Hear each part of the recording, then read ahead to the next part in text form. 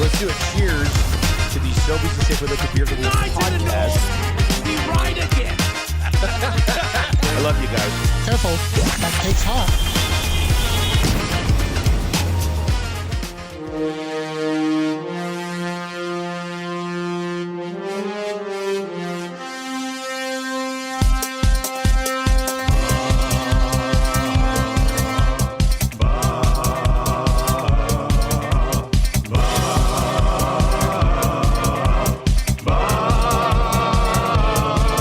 It's the 6 o'clock and check-in. Come on, let's go.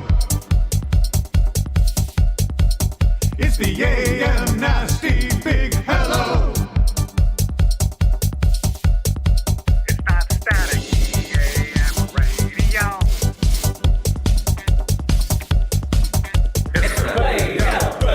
Nielson Show. Let's go.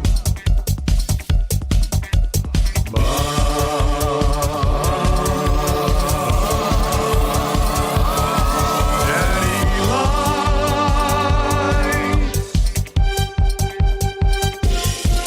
Everybody tuning in, even my wife. Mommy likes too. And those Macromala intros are cutting like a knife.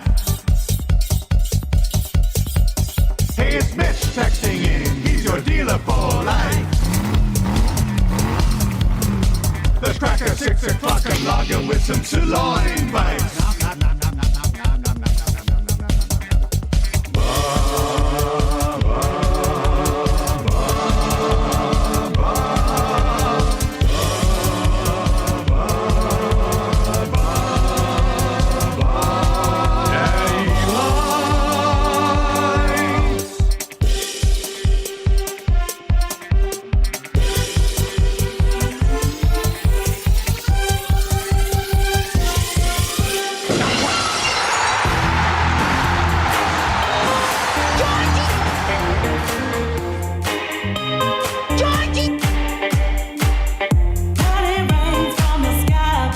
Let's get nuts. Swing it and drive. Get up, dog, get out of here.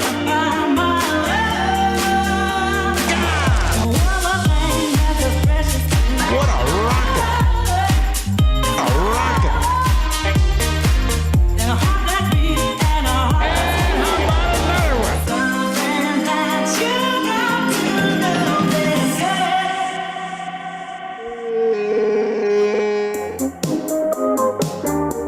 It's a two-jacket day. He is on fire. Stay high, Marcus.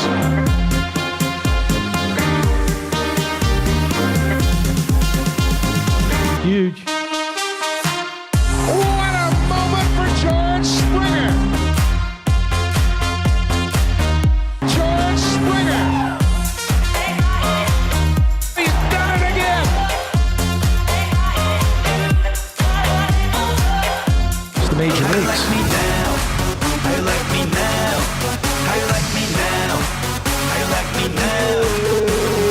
Hey, where'd you get that body from?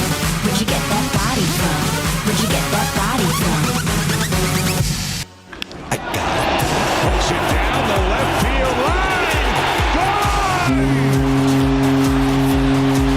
There it is, right there.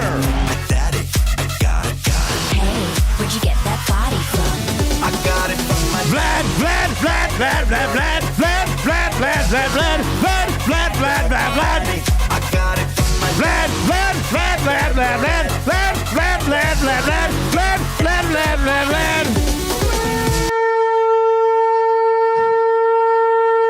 Rick, you missed the Vlad part. What? You missed the Vlad part of the show. I did it by myself. Oh, damn. Because we're going to Game 7, baby. Mariners and Jays, Game 7. Oh, that's exciting. I love these two teams going the absolute limits so the Dodgers can take care of them. Not in 4, but in 3 games. You know, it's just really important that the Dodgers will be rested for the World Series because they need it, obviously. Hey, you know what? Yeah. Don't Spend $500 million. Don't leave me hanging here. This is our World Series. This is it. We're having a good time. This is Mariners, Jays.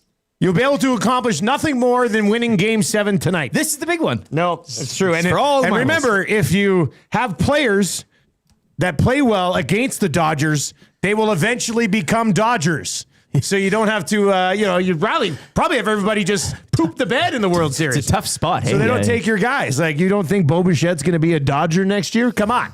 I mean, what are we doing here? But still, Game 7 tonight, that should be outstanding. Very much looking forward to it. Enjoyed the game last night. This has been a great series. It has been a great series so far between the Mariners and Blue Jays. Very memorable. Vladdy last night, I've already got it clipped. We're ready to go. This might be how you win text of the day today. I born ready. I born ready. I born ready. I born ready. He's killing it with the clips, eh? This guy born ready. Gold mine. Bottom line. What did I say earlier? When we ask for somebody to put together a horrible song, Atif. I born ready. I born ready. X-Ray J with the pipeline update. I born ready. I born ready. What about this one? When you ask Chris Knobloch about switching up the lines. I born ready. I born ready. All right, so if you need somebody to order not enough pizza. I born ready. I born ready. That's me. That's me. All right, so send in your I born ready texts to the Paris Jewelers inbox. We got a Monday banger show for you. It's a busy one, no doubt about it. How are you feeling though, heading into Game 7 tonight? Oh, I'm fine. I really don't care that much. I'm a fan. Yeah, you're not going to die on the. As I've said, the beauty of this series is, I think, and you were in Vancouver, and you'll tell more about your weekend there as well. But you saw a lot of Mariners fans because, hey, Western Canada and Seattle, and it's close. So I saw somebody online saying, I wish I could hate the Mariners more. Like, Yeah, you don't really hate the Mariners. And I, on the flip side, don't hate the Jays. My mother's watched every single game this season. I have a lot of friends, obviously. I mean, so it's really a win-win. Like, I don't really, but again, it's albeit like if the Jays win tonight, you're not cheering for the Dodgers. Oh, hell no. In the World Series. No. You're not going to not be doing Vladdy if he gets a home run against the Dodgers. But again, it really doesn't matter at this point, given what Shohei Ohtani was doing. But there's that storyline of Ohtani Jet. Anyways, it's a nice the whole series. Ohtani Jet thing would be very interesting. But you want to hate in sports. That's some of the beauty of being a fan. Sometimes is hating. Beating the Yankees was fun. Like that was you hate the Yankees, you beat the Yankees lose. But this just kind of feels more like a loving prior to the inevitable of getting crushed by the Dodgers. It does suck when somebody advances and loses in 5 games to the Dodgers. May the best team win. Yeah, it's just... some of your text messages already to the Paris Jewelers inbox. Flexible payment options is in do not pay for 1 year. Shop in stores, Edmonton and area, West Edmonton Mall, Kingsway, Londonderry, Sherwood Park Mall, St. Albert Center. Online at parisjewelers.com. They are Canadian. They are family owned. If you need some jewelry of any kind, please go visit our partners at Paris Jewelers. Jeff in YYZ. What an atmosphere at the Jays game last night. Tons of high fives to random strangers. LTE made the best team win. Yeah. Good luck to your Mariners. Jeff in YYZ. So that's good. I like to It's a sporting see affair. that, yeah. It's a Canadian series, essentially. This one is in from Bones. It says, Big Uke at a keg party. I born ready. I born ready. YouTube Trev drinking warm chocolate milk in the morning. I born ready. I born ready. Dirty Dawn texts in. 6 o'clockers coming up with Macromala intros. I born ready. I born ready. That was an awesome moment, though. Like, just everything about that moment was perfect. Hazel May asked Vladdy the question about Game 7, are you ready?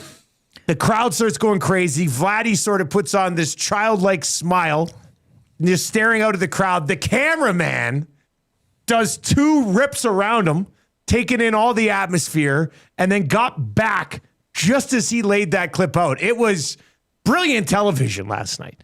That was insanely well done. Insanely well done.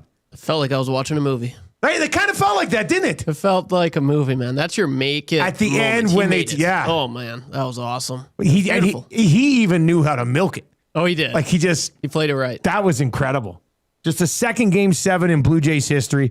We'll get into this. We'll continue with the conversation as we work our way through the show. Great place to go watch a baseball game tonight. Hey. Monday night? Look, we were already there last Thursday for a Jays win, so why not come down and make it 2? Game 7 tonight, Jays Mariners. Also, a Monday night doubleheader where your Lions will take on the Bucks at 5 o'clock. I'll be there for the 5 o'clock game. 5 o'clock game, 5 o'clock kickoff. Lions, Buccaneers.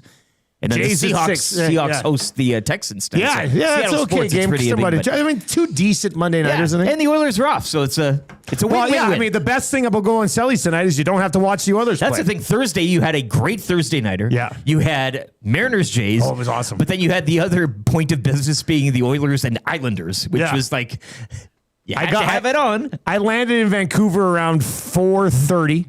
Watched the first period of the Oilers game in the cab on the way to the hotel. Got to the hotel, set up the Jays game on the TV, the Oilers game on my iPad, and I had the old Flacco-Rogers battle on my phone. It was fabulous. You know what they should? You they should have flexed hotel rooms. Flacco Rogers to the iPad. I thought about it. I thought about it. There should be hotel rooms with 3 huge TVs, like a man cave hotel room or something.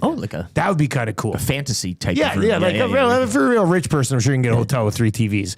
Anyway, I did that, and then after the hockey game was over, watched a bit of the postgame show. Then I wept over to Relish, my go-to spot in Vancouver. Yes. Settled in, had some wings, couple spice rums, and watched the rest of that Jays game. And there was a table of Mariners fans right next to me, and they were just heartbroken. They were heartbroken. I was loving every minute of it. It was nice to see. You were farleying in their face, like just getting in there. Hampton Steve.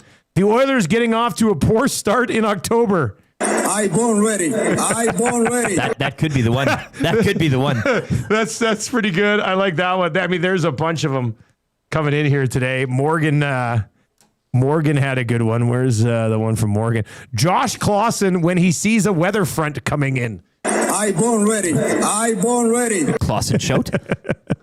That is a good one. So yeah, keep those coming in at 780-218-9999. Rob from the Grove, supersized Indiana Jones yelling, "Wear what you win" at Boston Pizza. I born ready. Pretty much. That's pretty good too. All right, the Nielsen Show today and every day brought to you by Weiss Johnson. Weiss Johnson, whoa. We're proud to be local and family owned. Count on experience to speak for itself. With Weiss Johnson, whoa. Striving to bring you a comfortable home. Weiss Johnson, whoa. Weiss Johnson, Edmonton's Train Home Comfort Specialist for nearly 50 years. 10% off any new Train furnace, air conditioner, or heat pump from now until the end of October. That's coming up 11 days away. Bundle a furnace with an AC or heat pump and get 25% off the package price. Get your home comfortable now for all seasons with Weiss Johnson and Train. Train, it's hard to stop a train. Visit WJSportstalk.com today. Dr. John texting in this morning. Lieutenant Eric, when he sees Tim's hockey cards coming out every year. I born ready. Well, we have to talk about this. What do we have to talk about? Well, the fact that they're behind locked door right now. Yeah, that's Casino Dealer Jay. Shout out to him. This is unacceptable, though. He's doing his best in the nasty chat. And he's got a hat, like... So he drops off a binder, multiple packs, and a hat for LTE. Yeah. And we do our show when? 6 a.m. We do it at 6 a.m. So it'd be nice to have these objects here while we do the show. To consume during the show. Yeah. Instead, I'm pretty sure they're behind... Like in Wannick's office, it sucks because he locks the door, but there's 2 huge windows. Yeah, you can see what you're missing. Yeah. Pretty sure it's in a brown bag sitting right inside Maddie's office, and we can't get to it. Yeah, we do lock the front door. Like it's not like to me, if somebody brings something into reception and drops it off, it should be left at reception. Especially if you're having a show Monday morning and nobody else is here. I mean, how the hell are we now we gotta wait till the hangout? Yeah. Now we have to wait till 8:50 when Maddie rolls in because he wants it to himself. Do you think he's trying to steal our crack pack binder? No, but he wants to be the one too. Matthew Wannick, when something that we need is locked behind his door, right? Like, I born ready. I born ready. God. It's a real sad state of affairs. And a hat, too. I would Binder, love to be cards, and a cracking hat. these today with the binder and everything. It would have been a glorious Monday morning.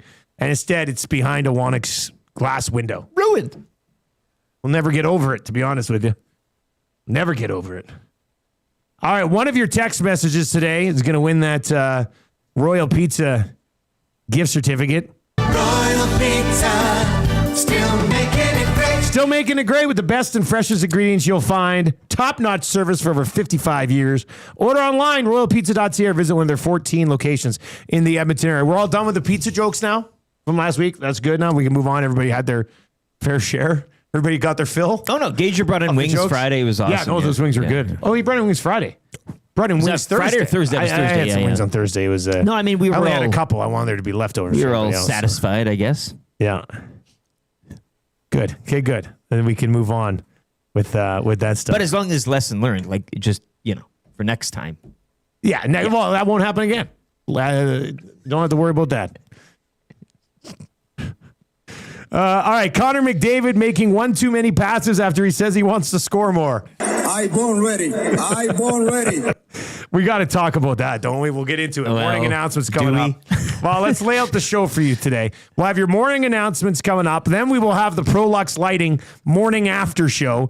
Edmonton Oilers garbage road trip so far. We'll get into that. The good, bad, and ugly from the weekend coming up just before 7 o'clock. Darren Dreger will be our GS Construction Hockey Insider today. At what point will the Oilers blow it up?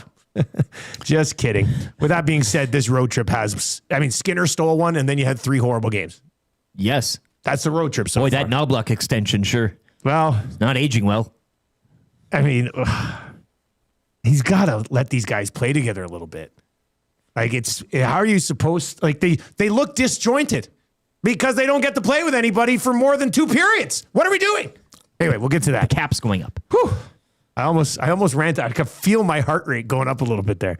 We'll get to your Play Alberta early bird bet of the day. That's so good. We will go back to Friday and possibly the greatest individual performance in sports history.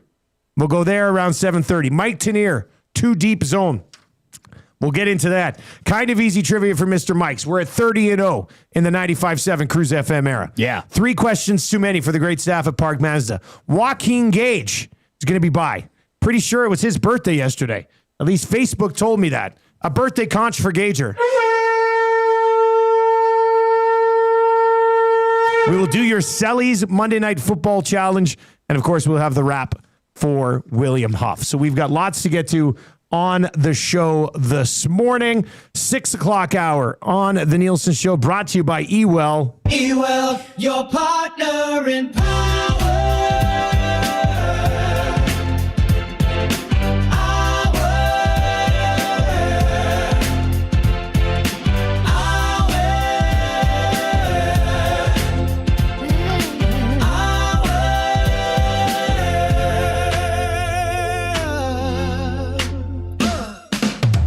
Ewell, your power play specialist. Ewell's got the gear you need for your next electrical project with 3 Edmonton area locations. You can order online anytime. Ewell.ca. Ewell, your Edmonton-based partner in power and source for all things electrical. Ewell, the next time you need something electrical. I born ready. I born ready. Right? They've got you covered on that front. I want for somebody sure. walking into Ewell today and then being greeted with that line. I born ready. Just once. I born ready.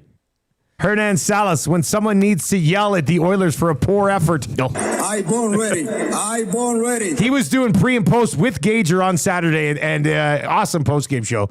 Hernan was very fired up. Yeah, him doing it now, not regularly, really saves the juice for when he just comes in, spitting hot I got a fire, lot of man. things to get off my chest. There's a lot of things I don't like about this team. That's pretty much what he was like. On Saturday. Another post game yesterday. Tommy Gozzola was on location, Clairview, Boston Pizza yesterday. Looked like a pretty good time. All right, morning announcements. I do want to start with a conch for John Sexsmith, who sadly passed away late last week. He was a hardcore, kind of low key behind the scenes AM Nasty. Yep. Like this guy listened to the show all the time, would text both of us about, and he wouldn't text and be like, man, can you believe this Oilers lines combination? He would text us about the real hardcore AM Nasty stuff. He loved the fun. He loved the details. Yeah. He loved all the frivolous. And again, to our loved the phones, not the bits. Paris Jewelers inbox. It was kind of one of those things where didn't want to be just to our known, wasn't phones, popping up in the chat, all that thing. Yeah, but Sexy flew under the radar, Yeah. but he was just as committed to the show as many of you. Though I got a text from him a couple of weeks ago as I try to continue to work towards saying the alphabet in less than 2 seconds. Yes. And he sent me a video of Big Bird doing the alphabet in like 1969. He goes, you got to do it like Big Bird does it.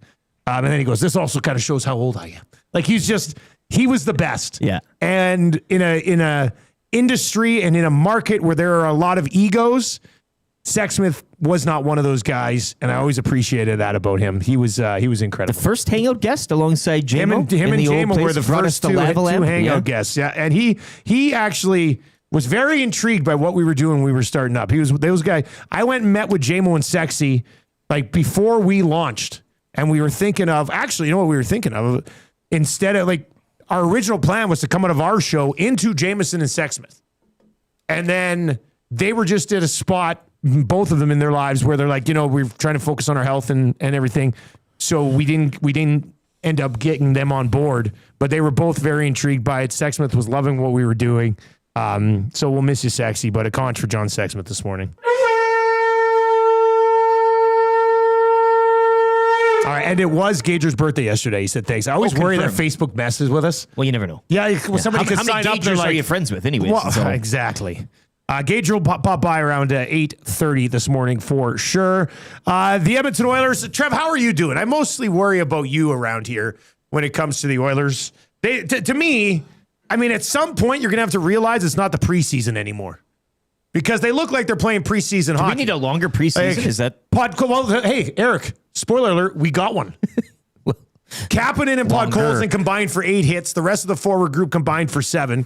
They look like there's no give a damn in this hockey team right now. We're going to break down this game a little bit more, obviously with the Prolux Lighting morning after show coming up. But Trev, how are you doing? Well, Didn't you say after the win over the Rangers they might sweep the road trip? I thought you were pretty pumped about it.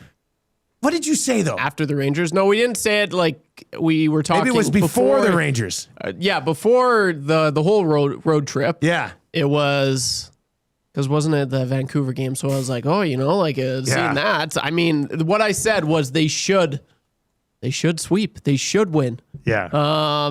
They should. I mean, I listed off all the teams that they were playing against, and I said they should beat this team. And obviously, a lot of what I was saying was because I watched the Vancouver game. I'm like, man, the Oilers were just fool's gold dominant. Oh my gosh, full season of this. I can't wait. And I was, my hopes were so high. And then, dude, 3 games later, man. Are you legit worried about this? No, I'm not worried. But I mean, it's the same old. Like they're obviously going to snap out of their funk. But holy crap, it's just.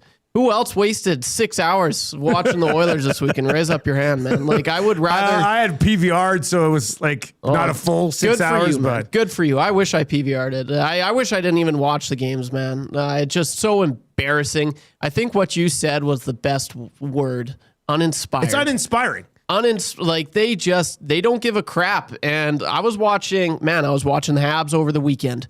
I watched the Vegas Golden Knights pummel the Flames, which was fun. I watched the Winnipeg Jets all over the Predators. Like there's some really good hockey going on, and it is night and day difference when you're watching all these other teams, and you're like, holy crap! Like look at Scheifele, look at Connor. They're just giving it their all. Look at Caulfield. Look what Demidov are putting together. Look at Marner and Eichel. Man, the Oilers. You're just like, this is the Oilers right now. This is Connor McDavid and Leon Draisaitl. It is tough to watch. It really, really is. When you have the 2 best players in the world and they look like maybe second, third liners, that's a problem. So, yeah, they think their crap don't stink. It's embarrassing, and it's tough to watch right now. Good. Well said, Trev. Oh, it's no, tough. but I mean, I think you kind of summarized it nicely. There's no give a damn on this team right now. And yeah, they're struggling to score goals right now. And part of me thinks maybe we shouldn't be surprised by that because if McDavid and Draisaitl aren't going, shout out Nuge, who's got 4 goals already. Yeah. But outside of that, think about who they are relying upon for offense. 3 guys who haven't even played in the National Hockey League. in Savoy, Howard, and Tomasek. Howard's already been out. Tomasek's been out. And then you're looking at other guys who just haven't produced consistently. Podkolzin, Kapanen. Philp is still essentially a rookie. I mean, he's got a couple, so that's been nice. But there really isn't a lot of other offense kicking around this lineup right now. So what's weird to say, and it's not like these goaltenders have been standing on their heads, but goaltending 2 weeks into the season is like the least of their worries right now, which I would have never said in a million years. Yeah. And it's probably just because there are other things have emerged as more of a worry. But yeah, we'll see. They get Ottawa to wrap up the road trip. Then they come home for one, and then they're back out on the road for a couple more. So you sit there, and everybody always say, oh, it's great to get on the road early in the year. Get out with the boys. And this has not been a good road trip. It doesn't mean they're not having fun. How do you know? Well, stop off at Morton's Steak. I'm sure they're having a good time off the camp. Like, well, maybe that's important then. You know, maybe that's why they're sucking, because it's just party zone on the road trip. Maybe that's what's happening. I think we can understand. But like their body language sucks. They like before Leon that was laughing. Before the Draisaitl goal yesterday, Connor and Leon didn't have a 5-on-5 goal yet in the season. McDavid still doesn't have a goal. We're 6 games in. Bouchard doesn't have a point still. The big guys are not the big guys right now, and nobody else is really capable of generating much. So we'll dive into this game specifically coming up, but that's a tough one. The Elks hung tight in the first half with BC, and then an early pick 6 kind of unraveled things in the second half. Kind of like that game earlier in the season where they hung tight as well during up to the half, and then things just kind of got away. But BC's very good. BC is a very good football team. Yes. BC is a very good football team. And credit to the Elks for taking this. They played about 3 weeks of playoff football here. Really, like down the stretch. Oh, and we have something in common. Champs here. CFL Fantasy Football Champions. Champs here. Junior champion over here. I am now a 2-time Cavis Reed Fantasy Football League of Adult Things champion. We've done 3 seasons, won 2 of them. Cody Fajardo's a winner. What can I say? I started Cody Fajardo. Death, taxes, and Cody Fajardo. Yeah. You know what ended up happening was that I ended up winning by, I don't know, like 22, 24 points. And was basically Philpott brothers. My Philpott brother, Jalen Philpott, had like 22, 24 points. Tyson Philpott in Montreal had 0. You run that back 10 a million times over. But I'll take it. So that's fantasy. 2 baby. of the last 3. Yeah. Kerfloat championships. Conched for my whole team. They were excellent. Tyler Sneed. What can you say about Tyler Sneed? Give it up for Javon Catoy. 0 points. 0 points, but I still won. Hey, you know why? James Butler, stud all year. Yeah. Came through for me again. Can you say the Butler did it? The Butler did do it. In the end zone with the football. All right. Hopefully this time next year, all of you will be playing CFL Fantasy at CFL.ca. Fingers crossed that the league can get their act together on that some very exciting, perhaps, changes for both leagues on the horizon. Which what do you guys got cooking? Is it the kicker? The punter. Are you guys going to add a punter? Maybe. Ugh. I don't know about punters. You're heading defensive. Well, but IDP is more acceptable in other fantasy Why leagues. not? It's adding it's a punter Canadian game, insane. baby. I don't It's know Canadian. about that. It's rugby. It's something to discuss. If you have any text messages for this, I born ready. I born ready. This is a good one. Darren Dreger, when it's time to chirp Ryan Rashog. I born ready. I born ready. Javon Catoy not scoring points in fantasy. I born ready. I born ready. In the end, it didn't matter. No. Every good team has a few passengers. I was going to start Robustelli. Thank God I didn't do that. Yeah. Oh, boy. All right. On the way, the Prolux Lighting Morning After Show. We'll dive into the most recent loss for the Oilers on this road trip, and then the good, bad, and ugly from the weekend for the 7-8. 6 o'clock hour brought to you by eWell and Edmonton Sports Talk, of course, presented by Play Alberta. Download the Play Alberta app today. A 4-1 week for me on my lock shop picks. I needed Atlanta +2 to go 5-0. Huss still has a 5-0 in play. Huge week for the lock shop. Boy. We're both 4-0 going into the Sunday Nighters, so that's good news. Lock Shop today at 11 o'clock here on YouTube, TuneIn, and iHeartRadio. Of course, we're coming at you this morning on YouTube, TuneIn, and iHeart, and on 95.7 Cruise FM. We've got a sports update with Lieutenant Eric, brought to you by Paramount Flooring. Looking for quality flooring? Visit Paramount Flooring's spacious, family-friendly showroom. Open 7 days a week. Call 780-483-1991. That's 780-483-1991. Mention EST for 10% off at Paramount Flooring. Here's the update.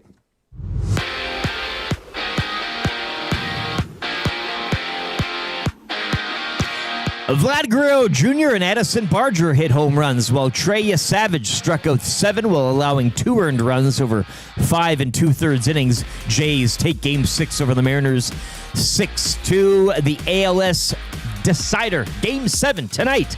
Toronto, first pitch 6:08. Shane Bieber will start for the Jays. Seattle will counter with George Kirby. Noah Phillips scored his second of the season, while Leon Draisaitl chipped in with his fourth. Oilers, though, would lose 4-2 to the Red Wings, making it 3 straight losses on this 5-game road trip. The trip will wrap up tomorrow in Ottawa. Elsewhere yesterday, Ryan Donato scoring in overtime. Blackhawks over the Ducks 2-1. Canucks snapping Washington's 4-game win streak, 4-3 your final. And former Oil King Dylan Guenther would score the winner as Utah would knock off Boston 3-2. 5 games around to the NHL tonight. The Edmonton Oil Kings, a weekend split in Saskatchewan as they would fall in overtime 3-2 to the Raiders Saturday night. Defeating the Raiders Saturday night while falling to the Blades last night by a score of 4-3. Oil Kings are back home tomorrow to host the Spokane Chiefs. Christian McCaffrey had 200 total yards and a pair of touchdowns as the Niners beat the Falcons 20-10 on your Sunday nighter. Join me tonight at Selly's Sports Bar and Lounge, Centric Casino, Fort Road for Monday Night Football when the Lions host the Buccaneers. Kickoff 5 o'clock. Loaded burgers on special. The second half of tonight's doubleheader will see the Texans visit the Seahawks at 8. And closer to home, the Edmonton Huskies season coming to an end yesterday as they lose to the Regina Thunder 49-10 in PFC semifinal action. The Thunder will host the Hilltops next Sunday in the PFC final. Sports Update brought to you by Paramount Flooring. Looking for quality flooring? Visit Paramount Flooring's spacious, family-friendly showroom. Open 7 days a week. Save now on pet-friendly Shaw carpet with spill-proof lifeguard technology. On sale until November 17th. Call 780-483-1991 and mention EST for 10% off.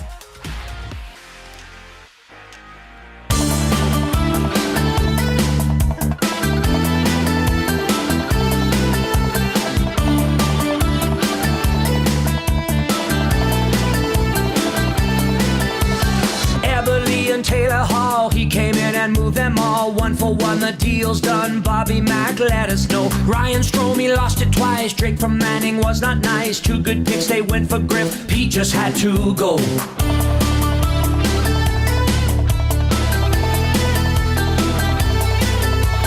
Eric Greiber buyout, what was that all about? Miko signed a 3-year deal, and my friends, that ain't no steal. Traded for Spooner, shoulda canned him sooner. Chris Russell, Lucic, no movement on their deals. He left a tire fire. Bobby Nix is searching for the perfect person. Pete left a tire fire. Now it's tough to do well when you're stuck in cap hell.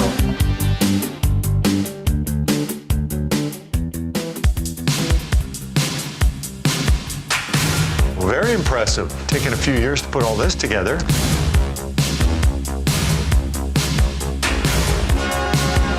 It's not a one-year quest because it's so hard to get your hands on.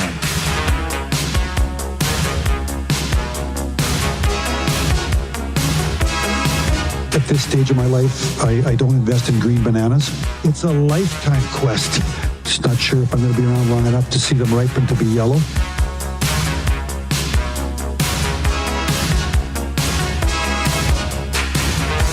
You can't party enough when you win that thing. It's a party machine. Party machine. Girl, I can't understand it. Why you wanna hurt me? That's why it's the Stanley Cup. After all of the things I've done for you. It's hard.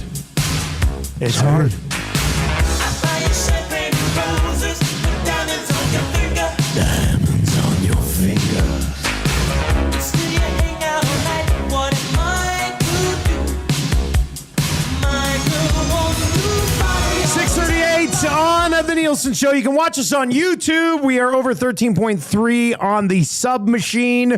If you'd like to sub to the show, that would be absolutely terrific. Thank you very much. If you're listening on 95.7 Cruise FM, it's very easy to find. YouTube.com/@YEG Sports Talk. That's YEG Sports Talk. Give us a sub. We think watching the show is probably the most amusing way to consume it, but you can listen on TuneIn, you can listen on iHeart, and of course you can listen on 95.7. Cruise FM. You can listen to a podcast version of the show after the fact. All the live shows that we do here from 6 until 6 every single day available as podcasts after the fact as well. Lots of good text messages rolling in on that Vladdy clip. Let's hit a couple more of those before we dive into your morning after show. The Nielson Show is brought to you by Weiss Johnson today. Check out www.wjsportstalk.com for more information on the great deals that they're rolling out there. Let's see here. Tommy Gazzola's junk every time he leaves the house. I born ready. I born ready. Wow. Andrea from Calgary. Tom Gazzola showing up to an EST draft unprepared. I born ready. I born ready. Sorry, that's Andrea. Andrea, yes. Andrea from Calgary. All right, so keep those rolling in here. We'll get to a few more of those at 780-218-9999. 780-218-9999. Edmonton Oilers dropping another one on the road. Let's get after it.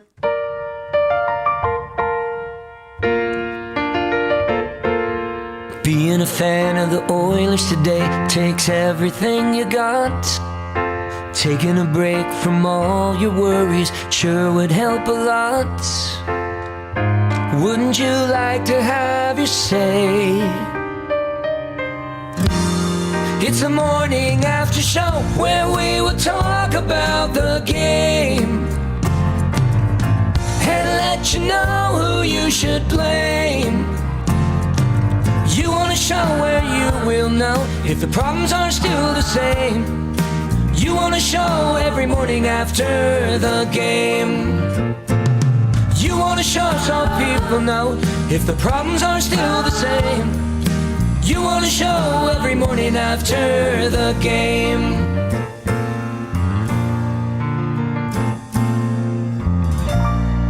Ken Holland when it's time to overpay an average free agent. I born ready. I born ready. When the Costco lady asked me if I'm ready to try a sample. I born ready. I born ready. All right, 780-218-9999. We'll get to a few more of those. Edmonton Oilers, it is your Prolux Lighting morning after show as the Oilers... I mean, we got to find a bright light of the night. That's what I'm saying. This is the ultimate test today. Where is it? This is the ultimate test. Yeah, this is us looking for young Peter Pan in Robin Williams' face. You're in there somewhere, Peter. It is you.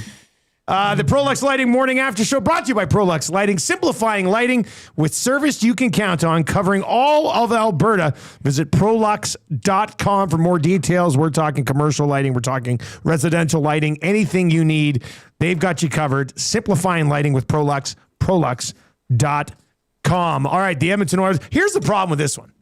They lose 4-2, and it's not one of those games where you're like, oh, they deserve better. Like, there's nothing about their effort on this road trip where you're going, man, could have been different. Should have been different. That's not the case. They just haven't been the better team. That's kind of concerning. What was the big moment that happened in this hockey game, Rick? Pull out a few. Watching that and seeing how they got 3 shots during the opening frame, I kind of... Well, you get a kind of a sense that, okay, I think you kind of know where this one's going. Now, however, they played 2 more periods. I'd go to the empty netter because it was a 1-goal game, as they mentioned on the broadcast. 3-1 is the most dangerous lead in hockey, and boy, did they make it close. But the Finney empty netter, but I think the Dylan Larkin at 17:05 of the second, that strange bounce goal that from the wall. I mean, I don't know if he can really go on the skin. Like again, these aren't games where you're kind of going to Skinner and doing the traditional morning after here with the goaltending, but it was a bad one. Detroit takes it, and just after Phil brought them within 1 as well. So go with the Larkin one to make it 3-1. But I mean, you made it 3-2, and an empty netter kind of sealed away. That Finney was pretty good. He had an outstanding game for a star. But yeah, Lethbridge kid who was a 7th-round pick in 2023. Blazers, 200 and something. Or now playing on the top line with the Detroit Red Wings less than 2 years later, or 2 years later, I guess. Pretty impressive. I mean, even the first goal, kind of big moment because it's your top guys are out there. Lose a face-off.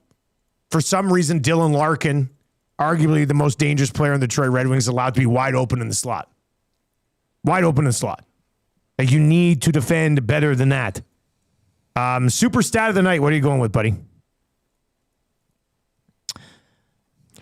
Really wasn't anything that super. Well, look, about there's a few weather numbers here stats. that we can go over. Noah Philp got a second of the season. I think that's good for Nice tip. They mentioned too Podkolzin, Kapanen, and I'd say Philp too. Given who they are and what they're expected to do, have been having an okay time of it. Draisaitl also is fourth. You mentioned Nuge has 4 goals as well. Draisaitl with his fourth. Other than that, Kulak had a pair of assists, which is pretty super. Yeah, I was going to say Kulak, a couple of assists. Nurse had stands 5 out. blocks, a couple of them extremely hard, and Podkolzin 5 hits. So a few numbers you can pick from on a positive side, but nothing. I wouldn't say anything super. Yeah, there wasn't any. I mean, the super sort of stat from this game was the Finney kid on the other side. Sure, yeah. 3 points. I don't look at the couple of goals opposition. first This is an time. Oilers morning. I know, but still. The 3 stars of the game last night. Finney was the first star with 3 points. Dylan Larkin, the second star. He had a 4-point game. And then Brett Kulak was the third star. It would have been an easy pick for 4th star if they would have given a third He star could be a to 4th Redwood. star every That's the single thing. night. So far this season, I think. So that's so Kulak's the 3rd star. Who's your 4th star of the hockey game? I'll go Podkolzin. He had an assist, 5 hits as well. I just, again, he's one of those 3 guys, or maybe you'd have 4, maybe you just have 2, but has been playing okay due to what's expected of him. 38th star of the hockey game. I mean, I expect more from Connor McDavid. You're calling him out. I'm sorry. Are you calling him out? Well, you're six games in, no goals, -3, 4 5-on-5 assists so far. His body language doesn't look terrific. Yeah, he's pissed off when they allow goals, but I mean, he's out there for a lot of the goals that they allow. I mean, if you're looking at expectations for guys, I think Connor McDavid has been a disappointment through the first 6 games of the season. Best player on the planet. Not through the first 6 games of the season. Well, no, but I'm just saying that's what comes with he's supposed to be the Shohei Ohtani of the National Hockey League. You know what I mean? Yeah, exactly. And Connor McDavid this is the longest he's gone in his entire career without scoring a goal to start the season. Your team needs to get out of a funk. A bunch of the guys behind you aren't guys who've ever been relied upon for offense or guys who are brand new to the National Hockey League. Sometimes you need your big guys to pull you out of something like this.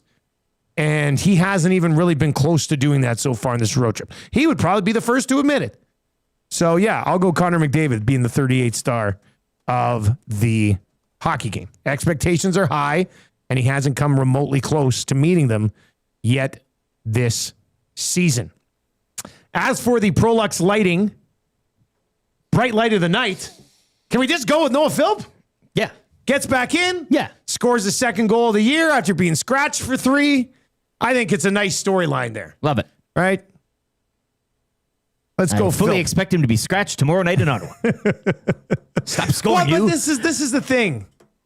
Like, Trev, at some point, Knobloch needs to stop mixing up these lines, right? They've played 6 games. I think they've had different line combinations to start 5 of them. I'm pretty sure that's accurate. I don't even think I'm exaggerating on that. You're not. I'm pretty sure they've started 5 of the 6 games with different line combinations because it was game 1 into game 2.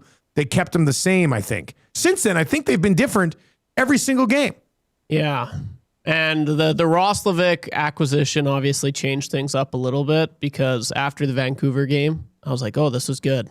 Don't change the lineup. And then they did, which you want to get him in. So I get that. But yeah, I mean, the lineup, man, the lines just, I'm losing. I'm freaking out. I'm losing it over these lines, man. Like, seriously, just let them play. We have seen coaches juggle lines let them play forever here. And Knobloch's been probably the worst, like the guy who does it the most often. I don't want to say worse because he's hit on it a few times, but nobody has juggled lines more often than Knobloch. It's not only does he do it every other period or every period, he does it in during the periods as well. He's like, no, that's not quite working. And I was beginning to think this after the Islanders game, and I never really thought of it before, but we're all like, and Knobloch's a genius. Every time he puts someone up there, he does this, he does that. We're like, oh, wow, and it worked. But also on the other side of that, we don't know if he doesn't touch the lineup if it wouldn't work either. You know, and I've been thinking about that a lot. I'm like, okay, this isn't working. So it's like, maybe just let it be. Don't touch the lineup. Just let it be. This clearly isn't working. Like, give it at least a game, 2 games. Yeah, I don't know. That's it. It's driving me crazy. But along with like the time distribution amongst the players, I'm sorry for the Ike Howards, the Savoys of the world. You got to get them more involved, man. A lot of these players, they got to get more involved. And that was the whole reason why he wanted 97 and 29 on their own line. To get everybody else involved. Yeah, and then it doesn't get everybody else involved if you don't play them. Exactly. Right, you put McDavid and Draisaitl in the last night, they only played 20 and 22 minutes, but for the most part, they should bring 23, 24 minutes a night. Yeah. Along with that, like you got, I mean, those young guys have already played with pretty well every single player they can, except for McDavid and Draisaitl. So, too much juggling for me. Way too much. I was listening to, we were coming back from flag football yesterday. So, Marsh and I were listening to Mooner and Stoff. And I mean, I'm pretty sure I heard one of them mention how the Oilers look disjointed. And how are you supposed to, like, they look like a team that never gets to play with the same guy more than 2 periods in a row. It's just, and that's because they're not. I mean, I don't know how much you want to continue to mix it up. Roslovic, by the way, last night, I went to McDavid for the 38 star, but usually I look for guys who have zeros across the board. Roslovic played 19 minutes, was -1, had a giveaway, and nothing else. He had a giveaway. No shots, no hits, nothing. Now, he didn't have a training camp. He's trying to get up to speed, and they're obviously pumping some minutes to him, but he didn't do anything with it there. I like the way he moves, but there hasn't been much to show for it just yet. With his mother in attendance as well. You would have thought like a... Probably would have hit somebody with your mom in attendance. Bit of a bump, you know? Yeah. Anyway, they've lost 3 in a row on this road trip. The only reason they won a game on the road trip was because Skinner basically stole one against the Rangers to start it. They were outshot in that game, and Skinner played pretty well. They'll wrap up against Ottawa. Brady Ottawa. Yeah, we'll dive into this one more with Dregs just after 7 o'clock this morning. But congratulations to Noah Philp. You are the Prolux Lighting Bright Light of the Night. And that's... you have to have a jingle for that. Yeah, we could definitely come up with a really Bright Light of the Night. Really over the top. Yeah. Branko over at Prolux would like that. We'll come up with something. He made a 3D printed like trophy for the Bright Light of the Night. No way. I want him to bring it by here so we can have it and we can hold it up. Yeah, the Bright Light of the Night. We'll drink champagne out of it every morning after. Yeah. No, I don't think you can drink. But it's not that. You know what? I wonder if you could like 3D print another one with a cup. No, it's a. No. It looks. I'll show it to you. Anyway, let's get in. It's got like a player on it. No. It's I'll show you later. A bowler. Let's get into the good, bad, and ugly from the weekend. Dreger, just after 7 o'clock. If you're listening on 95.7 Cruise FM, Darren Dreger, just after 7 o'clock today. We'll have Mike Tanier from the 2D Zone to talk some NFL. We haven't even got to the NFL picture yet. We'll have to go there. Probably not until 7:45 though. And then Gage to talk F1. Oilers, and of course his birthday yesterday. So we'll get into that. But our good, bad, and ugly from the weekend. Trev, Rick, let's get into this. What is your good from the weekend, LT? The baseball, specifically the Jays, but also as we're going to discuss later, Shohei Ohtani and the Dodgers. Poor one out for the Brewers. We'll go there around 7:30. Poor one out for the Brewers this morning. Great season. Can you conch him? I mean, just the poor Brew crew, much like the Mariners. What about an old conch for the Brewers, eh? Yeah. A farewell conch for the Brew crew. Like, you don't touch these heights so often, some franchises. You have the season they did, and then to just get, see ya. Like, you blink and you missed it. This is what the Dodgers do. The Dodgers are legitimately joking in post games about how they're ruining baseball. But, I mean, it was good for me. Yeah. Friday, Mariners 6-2. I was loving it. Dodgers, Shohei Ohtani absolutely murdered Milwaukee also on Friday. But then the Jays taking it to a Game 7 yesterday. And as we've kind of said, we want a good series. Like, I wanted this thing. I want as much baseball as I can between these two, and it hasn't failed to deliver here. So, Jays yesterday 6-2. Everybody wins this weekend. I'm a happy baseball fan. It was great to watch. Game 7 tonight. Can't wait for that. Trev, what's your good from the weekend, buddy? Yeah, that was well said. That's kind of my good. It was just this Friday. You know what? I'll go with my Friday night. I put in quite the shift at Kingsway Boston Pizza. I was there for maybe right around 6 hours. I was there for 6 hours. It was a good shift. Ran into one nasty, Dudley. which was pretty cool. Oh, Dudley. Yeah, he's an absolute beauty. So that was good. But man, just the vibes were high, albeit the Jays did lose. But yeah, I mean, you said it. Game 7 tonight. I can't wait. It was awesome. Great weekend of sports. My good was just Savage getting out of trouble yesterday with those double plays. Oh, so sick. Like 3 double plays over a 3-inning stretch. That's unheard of. Yeah. A 2-inning ending double. Like it was. What could have been? That kid battled. Like he had good stuff, but it wasn't perfect. And he battled himself out of some jams, man. And I can't say enough about him. Like just, God, he's fun to watch pitch. Yeah. It was last night. We ordered pizza, enough for the whole family. Save your jokes. What? Yeah, Tam ordered it.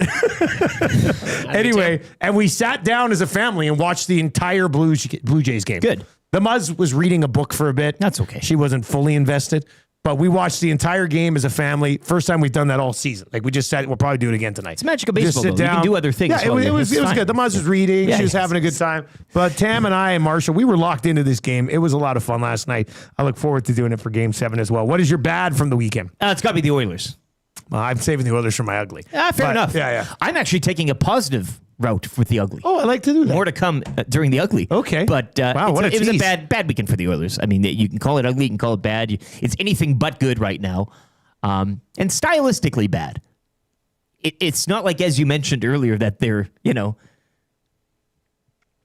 slipped away or should have won or yada, yada, yada. Like, it was bad results, bad play, bad everything across the board. So it's bad, but it's not ugly.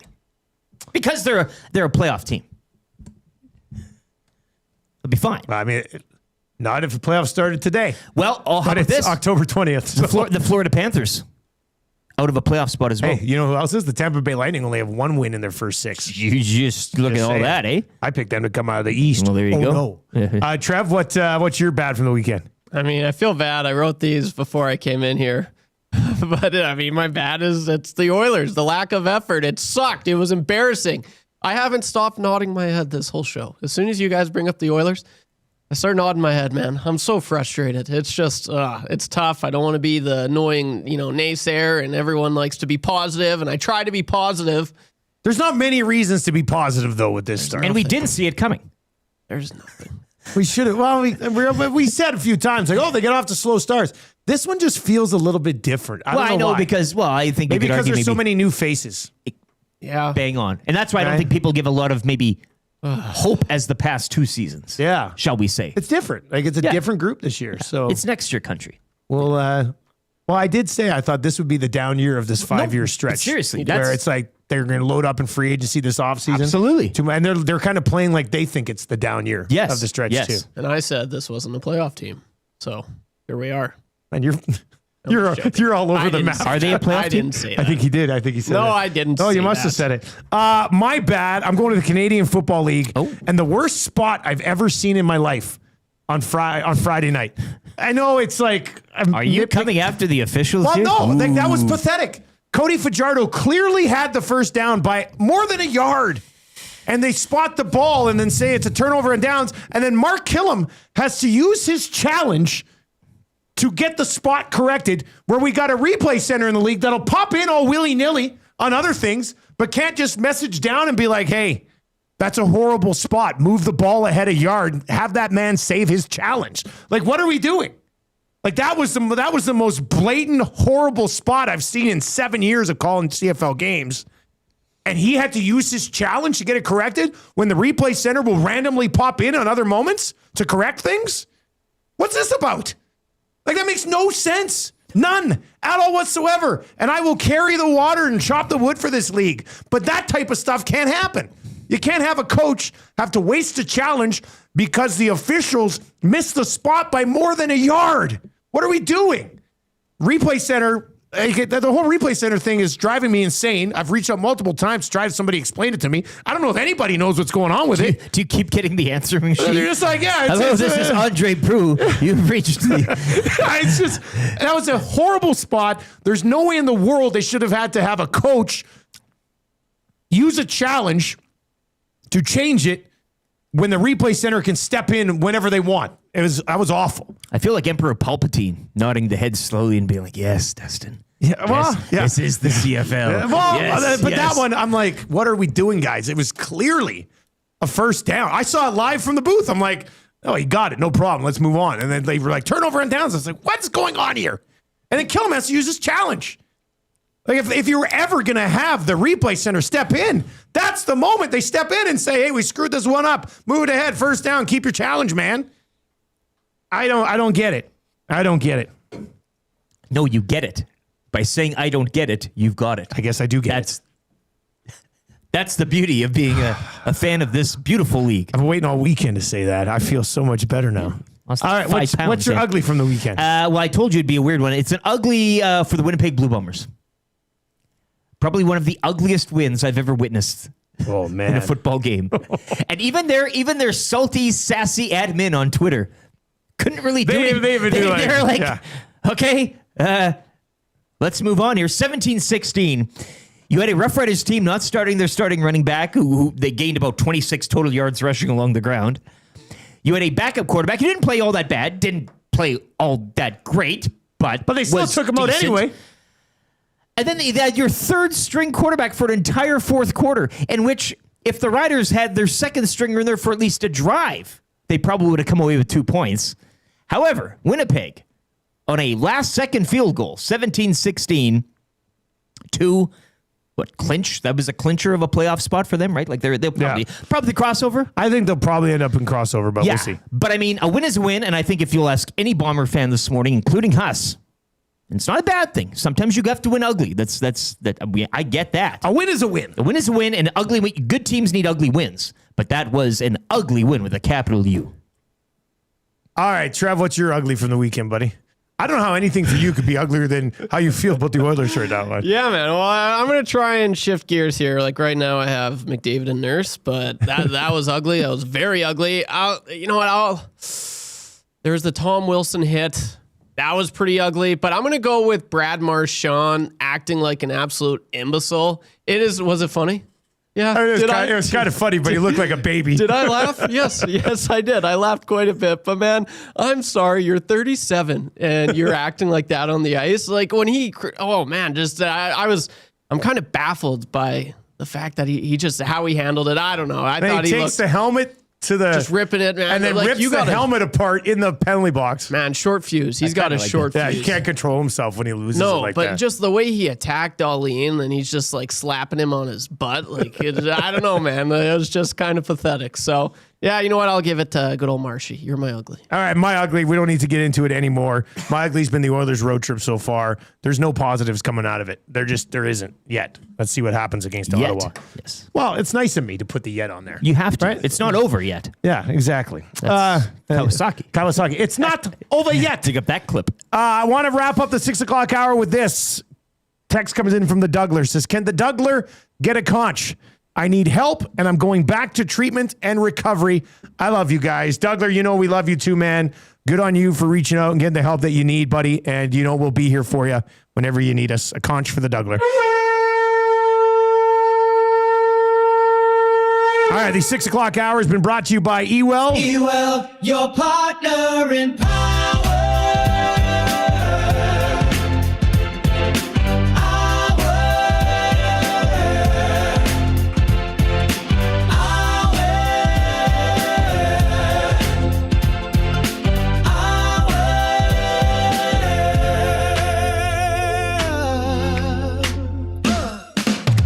Check out ewell.ca. Near there are 3 locations. Ewell, your Edmonton-based partner in power and source for all things electrical. The Nielson Show is brought to you by Weiss Johnson. We will continue with Darren Dreger just after 7 o'clock this morning. Here's a sports update with Lieutenant Eric, brought to you by Expedia Cruises. Whether you're dreaming of crystal clear waters or exotic destinations, contact Chelsea LaBelle over at Expedia Cruises in Northeast Edmonton to start planning your next cruise or vacation. Or if you want to come to Mexico with us, and with the wind out there today, right? Why wouldn't you want to leave and come to Mexico? Take me today. Yeah, come today. It's so windy out there, you can hear it outside the windows. So come to Mexico with us. We leave February 22nd. We'll come back March 1st. 5-star Planet Hollywood Cancun Resort. Come with. It's us and over 50 listeners already booked to come with us. Give her a call or fire her a text at 780-970-4834. Dreger in less than 5 minutes. Here's the update.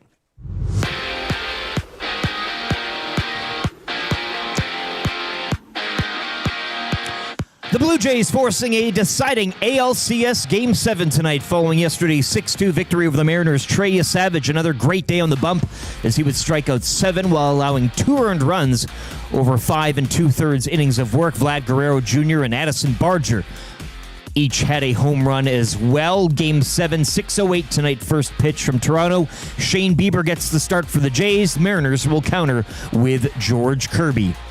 Noah Phillips scored his second of the season. Oilers, though, would lose their third straight, 4-2 in Detroit to the Red Wings. Edmonton's road trip wraps up tomorrow with a stop in Ottawa. Other action yesterday, the Canucks snapping the Capitals' 4-game win streak with a 4-3 victory. Former Oil King Dylan Guenther would score the winner. Utah over Boston 3-2. And Ryan Donato scoring in overtime, leading the Blackhawks over the Ducks 2-1. 5 games around the NHL tonight, highlighted by the Golden Knights at home to the Carolina Hurricanes. The Edmonton Oil Kings falling last night in Saskatoon 4-3 to the Blades. They're back home tomorrow when they host the Spokane Chiefs. Puck drop at 7. Christian McCaffrey had 200 total yards and a pair of touchdowns. San Francisco 49ers knocking off the Falcons 20-10 on your Sunday nighter. Join me tonight at Selly's Sports Bar Lounge, Centric Casino, Fort Road. Monday Night Football, Lions and Buccaneers kickoff 5 o'clock. Loaded burgers on special. It is the first half of a doubleheader tonight, as at 8 o'clock it'll be the Texans visiting the Seahawks. And closer to home, Prairie Football Conference action. The Edmonton Huskies season coming to an end yesterday. They'd lose to the Regina Thunder 49-10 in semifinal action. Thunder will host the Hilltops next Sunday in the PFC final. Whether you're dreaming of crystal clear waters or exotic destinations, contact Chelsea LaBelle at Expedia Cruises in Northeast Edmonton to start planning your next cruise or vacation destination. Call 780-970-4834.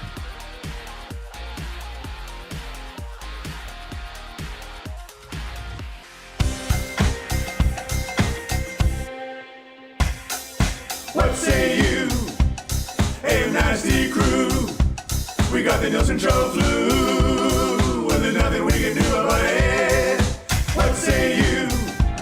Hey, nasty crew. My wife thinks I got better things to do, but there's nothing I can do about it. We're tuning in on TuneIn, we're listening online. We catch up with the podcast when we fall behind. We're texting in the nasty chat, what's on our mind. 780-218-9999. No more interference from corporate interest. Just Tati and Eric and all of the bad cats like Brzezinski and Noodles. Captain can Gage it. Maybe it's Bubba to Kuban to make a little wager. We can't wait for the Monday Mandate. Shaggy's always on time. Tommy's always late. Would you like a cup of tea? Forget about the old place. Hey, we were number 1 in the text race. We don't miss all the commercial breaks, but we sure miss Nickelback today. We wanna hear some hot takes and we wanna hear Renee. Why not hold the neck up when I wanna kiss away? Beat up the tire fire and remember that name. We love every goal song, but what about the games? Macramella, Rapaport, Dreger and Tanier. It ain't Christmas season, but they sound like reindeer. Button and my cousin and the tales of the North. All the program game in person, Dusty go forth. What say you? AM Nasty Crew. We got the Nielson Show flu, and there's nothing we can do about it. And there's nothing we can do about it. And there's nothing we can do about it.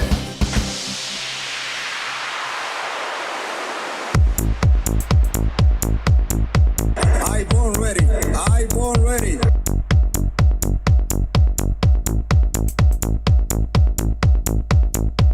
Makes my day.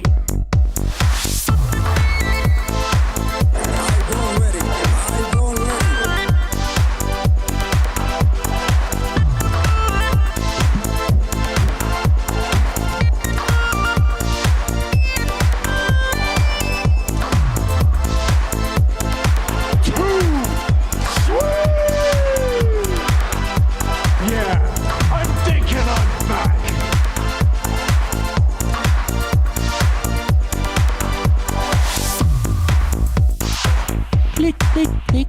Must you click? Please, please click. Must you click? You must, you must, you must click. Thumb, thumb, thumb.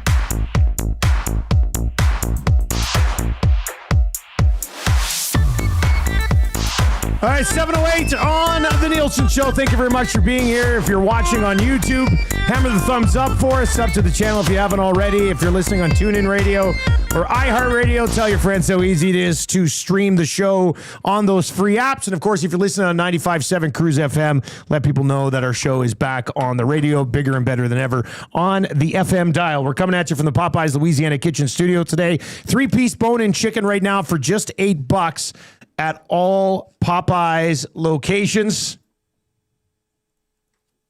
The Nielsen Show brought to you by Weiss Johnson. They've got a great deal right now. Package a furnace with an heat pump or an AC unit. You get 25% off the package price for that deal. Check out their website they put together for us, wjsportstalk.com. You can keep texting us in the Paris Jewelers inbox. One of your text messages will win the Royal Pizza text of the day. Second hour looks like this. We'll have Mike Tanier finally on the show to talk some NFL. I haven't really got there yet. It's been such a busy weekend. We'll go there around 7:45. That's a good. We're going to dedicate that segment to what we witnessed with Shohei Ohtani on Friday. That was ridiculous. We haven't got there yet. Your Play Alberta early bird bet of the day still coming up as well. We've had a ton of good text messages today. The one that came in a little bit earlier, Darren Dreger, when you need somebody to take a shot at Ryan Rishaug. I born ready. Dreger's going to join us. He is your GS Construction Hockey Insider today. GS is looking for experienced pipe layers, operators, top men, and superintendents. Visit gsconstruction.ca. GS Construction, serving your community for over 50 years. All right, let's bring in Darren Dreger. Dregs, I did think that was accurate. You're born ready, right? Aren't you born ready? Yeah. Normally when it comes to Ryan Rishaug, there's just an endless supply of material. So I don't have anything that would be cutting. But one thing that Ray and I had a good chuckle over on Ray and Greg's Hockey Podcast last week, we have a group chat, right? And it's literally just scheduling when the next pod is going to be recorded and all of that. And Ryan just quickly chirped back into the group, in transit. Oh, my God. Who says in transit? Nobody. That's the entire point. Like, Ferraro had a field day with that. I'd like to, head for lunch, but I can't because I'm in transit. Now I'm hoping to visit with my kids, but I wonder if I'll have time because they're in transit. So it's just an endless rip job now. That is funny. Hey, we're going to get to the Oilers here. They're struggling, but got to get your thoughts. Blue Jays are forced to Game 7. Vladdy had that incredible moment after the game. I thought it was just spectacular television. It's like he had a producer in his ear, and they're like, pause and smile at everybody. And then they took the camera around. That was just phenomenal stuff. It really was. And so last Thursday, you've reminded me of the regional game that we did, Toronto Maple Leafs game. And one of the devices that we have with every regional game is the quiz, right? As Duffy calls it, it's Canada's favorite game show. So one of the questions was the face of the Toronto sports scene. Is it Austin Matthews or is it Vladdy? And I went with Matthews. Simply because I expanded the view, right? I mean, in the moment, of course, it's Guerrero Jr. Of course it is. I mean, they're heading into Game 7. Now, prior to this, they weren't. They were in a dark place, but just got ripped on social media for that. So now that, the Blue Jays have leveled the field here, and we're all excited about Game 7. I mean, that game last night was... I'd call myself slightly above a fringe fan. Okay. We're all immersed in whatnot in everything that is the National Hockey League and all the stories we have to cover. But just everything about that game last night, the 3 double plays, the timely hits, of course, the Vladdy bomb. I mean, there were so many good things about it. So I'm looking forward to tonight. It gets a little late out here in the East when they're playing ball at like 8:10 Eastern. That's a little late for us. You get past 11 o'clock and I need my beauty sleep, but I'll figure it out. I'll find a way. Lucas texts in and says, no love for Nick Arbuckle with the Argos. Some people asking Chad Kelly as well. Great season for Arbuckle, but I don't think he's going to be on that level. Drags, the Edmonton Oilers, they've been on this road trip. They started it with Skinner being the best player on the ice, and they needed him to get by the Rangers. Then they've lost 3 in a row. And I think what's the most troubling thing about this, and we've seen them get off to slow starts year after year after year, but with this one, they don't even feel like they deserve more. Like these last 3 games have not been good hockey games from this team. No, I'm with you on that. But this early in the regular season, I also want to give a little bit of love to the teams that they're playing. That Detroit Red Wings team is a better team than I think most people realize. And, maybe it's because it feels like the Red Wings have been in rebuild mode. They have been in rebuild mode for a decade or more, right? Like enough already. You got to get into the playoff mix. But I know in having conversations with coaches through the preseason, Detroit was a hot commodity in the sense that, hey, they're playing different. There's a pace in their game. They're aggressive. They give you no space out there. And I think that McDavid and company got a real dose of that. And then, of course, you've got Dylan Larkin, who historically has been pegged as, at best, a number 2 center. Oh, yeah, just another ho-hum 4-point game for Dylan Larkin. So maybe it's just the early goings here. But I think we've all learned, haven't we, that when you're as good a team as the Edmonton Oilers have proven to be the last few seasons, you don't sweat the small stuff. And for me, that's where we're at. Now, if we're having this conversation, we're 15 games into the regular season, and they're still battling to score, or Evan Bouchard does not wake himself out of this nightmare, well, then those are storylines that become more of an issue because you've got a greater sample size. Well, you make a good point there. And I mean, Detroit, they've won 5 in a row, 5-1. Devils as well, 4 straight wins. Rangers probably are better than what their record is now. And you replay that one the other night and they probably get a result. But just going back to the Oilers, Leon Draisaitl was quoted yesterday as saying, certainly not for lack of effort. And I think a lot of fans in this market would beg to differ. Do you think this is a player thing, though? And you mentioned, I mean, slow starters, they know what they are. They know how to maybe flip the switch, even though that's not what you'd want from a fan's point of view. Or do you see this from your point of view as maybe more of a coaching thing? Knobloch likes to mix things up.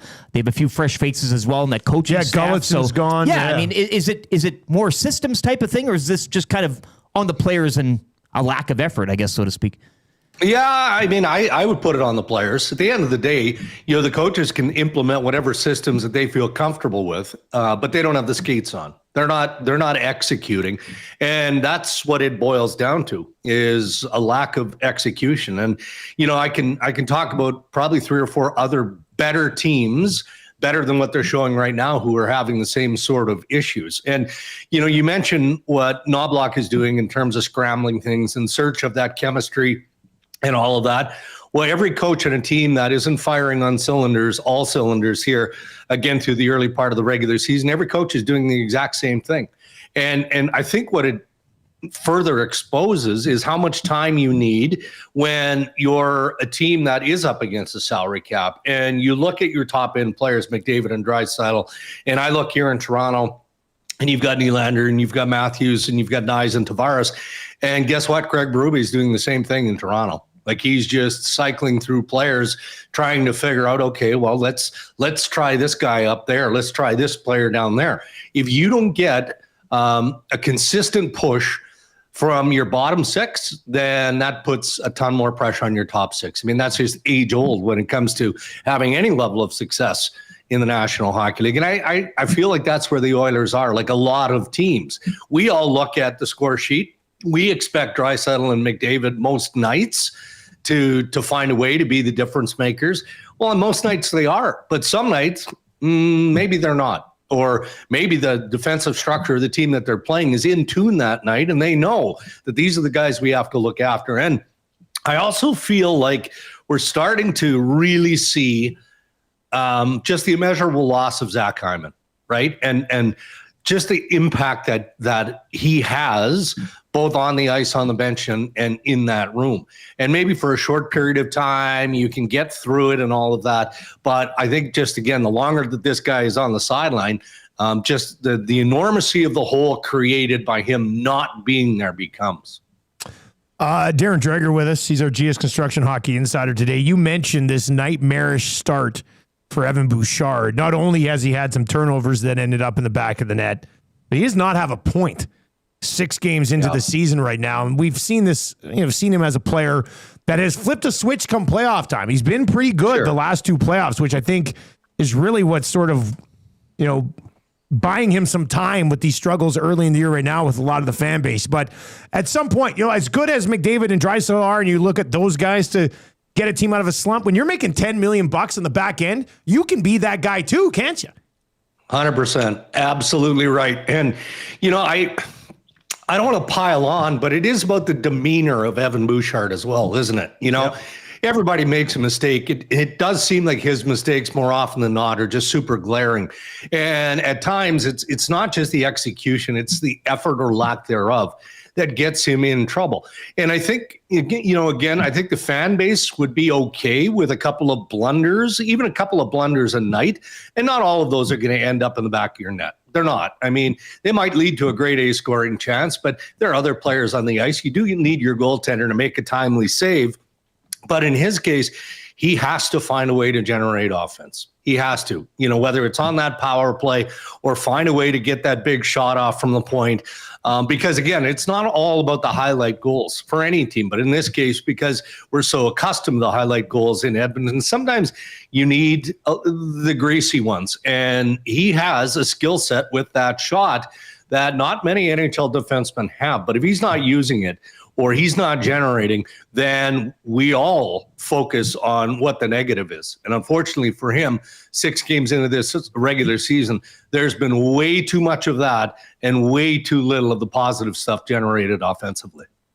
Darren, road trip wraps up tomorrow in Ottawa. Senators 2-4, a team that expected by many to kind of take another step here in the right direction this season.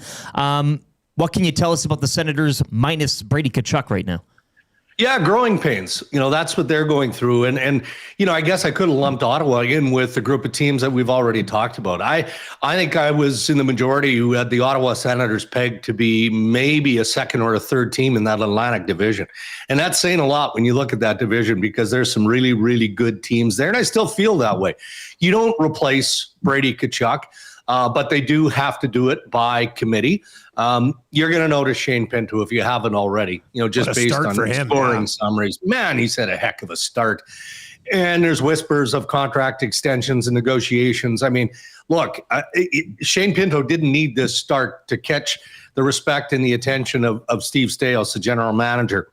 This player has been a good player in Ottawa, and he's developed now, and his game has jumped to a higher level offensively. I mean, that's pretty obvious here.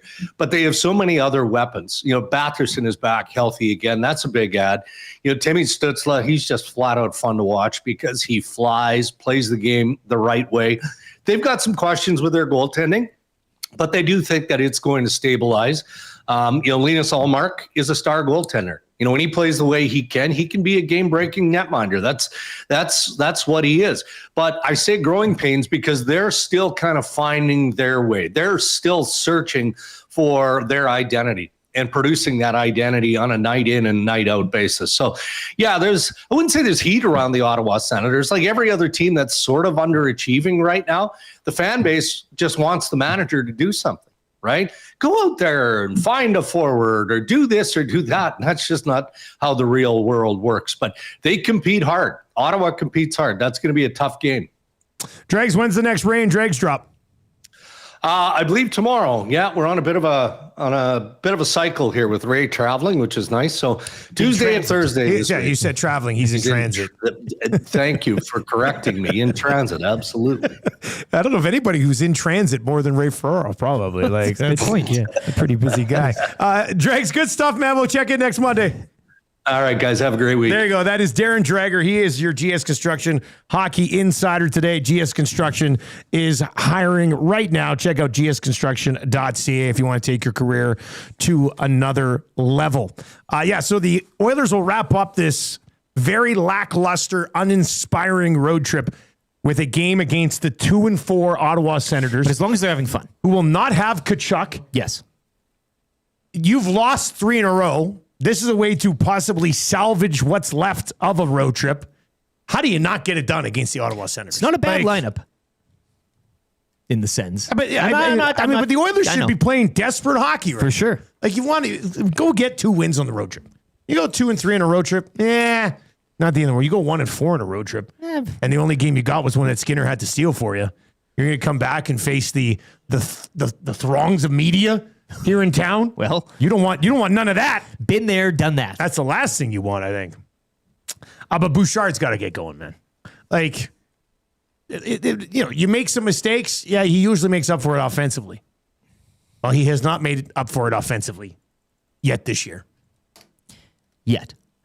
I'm sure it'll come around, but like, that's, it's part of it is, you're going to look at it and go, the big boys, McDavid and Draisaitl get this off. But Bouchard's being paid like a big boy now. Yep. Like, it's time to step up and go out and how about you go win a hockey game? But once you get paid like a big boy, why, we've seen it before. It's not like. Well, that's concerning too. It sure as hell is. Yeah, that's a little bit concerning too. Trev? It's annoying too, because I was always, no, Bouch, he can do it by himself. Like, he doesn't need necessarily Connor and Leon to put up the points, but you look at it, they're also not putting up the points really, especially Connor with the goals. And so how much of Bouch's points really rely on Connor? And it's looking like it might be more. Careful what you say there. I originally Be careful, because people come at you. I know. Bouchard does more than just ride along with McDavid. Like, well, I know. But McDavid has 0 goals. Bouch has no points. Yeah. There is that. That is tied together at some level. Yeah, a little bit. Like, at some level, that's tied together. What's up with Rashog using in transit, by the way? Have you guys ever used the phrase in transit? Yes. Really? I can't pinpoint a time, but I don't think I ever have. But not in like a conversational texting type of. I don't know if I've ever said that in transit. I would say I'm on my way, or I'm traveling. I have no idea what it means, so I've never said it. It means you're. Like, are you going from one place to the other? Oh. No. See, that might make sense. You could say I'm on transit. I thought he was like on a train or something. No, he's just in transit, I guess. I don't like that. It's a fancy way of saying, sorry, I'm traveling right now, or I'm driving, or I'm flying, or something like that. I've said it sarcastically. Like when you want to, in a joking form. I don't even know if I've said it sarcastically. I'm going to start saying it. I tell you what. It sounds like an elitist sort of term. It is. I'm in transit. I'm in transit. I'm on transit. Oh, boy. Shoggy. Well, let's make a note to remember to discuss this on Wednesday. Absolutely. This is why he left Mondays. You need to bring this up. Right? Because we would have been fresh on our mind on a Monday. The Dreger heat was too hot. He's hoping that 2 sleeps will make us forget about the in-transit comment. But it won't. Surveyor Brett? Yeah, put it in your phone, Brett. 2 days from now, we need to remember to bring up using the term in transit with Ryan Rashog. We'll do that on Wednesday's show. The 7 o'clock hour of the Nielsen Show is brought to you by GameSense. When gambling, set a budget before you play. Stay informed and visit GameSenseAB.ca to learn how. And remember, if you gamble, use your GameSense. So, putting $10 on a money line play, that's using your GameSense. Putting $10 on a 5-game parlay, still kind of using your GameSense. But putting $100 on a 12-leg parlay, that's not using your GameSense. So if you need some tools, you find yourself getting a little stressed out, go to GameSenseAB.ca to learn how. And remember, if you gamble, use your GameSense. I have not yet submitted a play of the day, an early bird bet. Got to be going Lions Bucks, eh? No, we got to go Jays. Why are you going Jays? I thought you'd stay away from it you gotta just go because of the whole heart in it, and you don't want to kind of. Well, like you got options. Valid point. Valid point. There are just options tonight. Just want to leave your emotions to that game. But the Jays are minus. So look, if we just go, they've got this, eh? Like this is. They've got it don't you do this? This is you're low tiding this. This is what low tide used to do. Hear me out. This has been a series of momentum, and they clearly have the momentum there at home. The Mariners only needed one of those 3 in Seattle, which they got. But leaving it this late, like I know it's game 7, it's anybody's game technically, but you want to be going into game 7 after a game 6 win as opposed to not, especially on the road. You're not wrong. You're not Let's wrong. be fair. And that's why they're minus 133 favorites. As they should be. At Play Alberta. As they should be.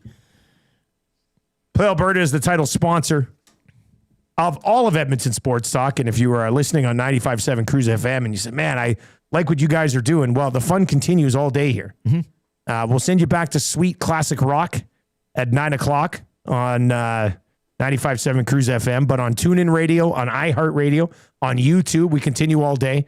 Hangout today from 9 to 11. The Lock Shop from 11 until 12. There'll be big NFL recap, CFL recap, Monday Night Football, the Jays, NHL slate. Tons going on there. The Oil Stream today from 12 until 1. EST afternoons with Hernan and Gager from 1 until 3. And then the Reed Wilkins Show. Yes, that guy, Reed Wilkins from Ched, with Glue Guy, Jason Milne riding shotgun from 3 until 6 today. So we've got tons of great stuff. It's all brought to you by Play Alberta. If you've not yet used our Play Alberta promo codes, EST50, you go to deposit $50, use the code EST50, you get a $50 free bet. EST Sports, you can use that promo code, deposit $50, get a $50 free bet as well. And if you want to dabble in the casino a little bit, once again, use your game sense for all of this. EST Casino, deposit $50, get $50 to play with in the casino as well. I think we probably keep it simple here. Jays to win, Vladdy with a hit. Okay. What about Vladdy over 1.5 total bases? What about Ernie with a hit? That's what it is. He was born for this. I mean, Ernie's... Trevor. I born ready. I born ready. Well played. Well played. He's ready. All right, so that's... I'm going to send this over to the guys right now. Let's get this boosted. Early bird bets. Jays money line. Vladdy over 1.5 total bases. Go get it, son. It's game 7. Touch them all, Vladdy. Touch them all. Oh, boy. All right, so there you go. Jays money line, Vladdy over 1.5 total bases. The team at Play Alberta will hopefully have that up for us in about 5-10 minutes. You go to playalberta.ca, you download the Play Alberta app. You'll see our page. We're integrated right into the website. EST Specials. You click on that. And you will see our, it says right now, nothing available because I just sent that over, but it should be up shortly. And we'll circle back around to it at some point. All right. The best game ever? We're getting into it. That's a good coming up here around 7:30. To be honest with you, I don't know how you top what Ohtani did on Friday night. That was insane. We're going to get into that a little bit coming up next. Mike Tanier on the NFL picture. Possible. I don't think it is either. Bo Nix would like a word, though. Yeah. One good quarter. The Broncos looked like trash for 3 quarters, then hang 33 on the Giants. That was insane. An ugly win, if you will. We'll get to that with Mike Tanier when he pops by around 7:45 today. But that's a good is on the way next. 7 o'clock hour, the Nielsen Show brought to you by GameSense. This sports update brought to you by Mitch and the crew over at Park Mazda. Mitch Lewicki, he's the dealer principal, and he's giving away his Oilers season tickets. Just kidding. For a price. Visit them at 938 First Street in Sherwood Park. Here's the update.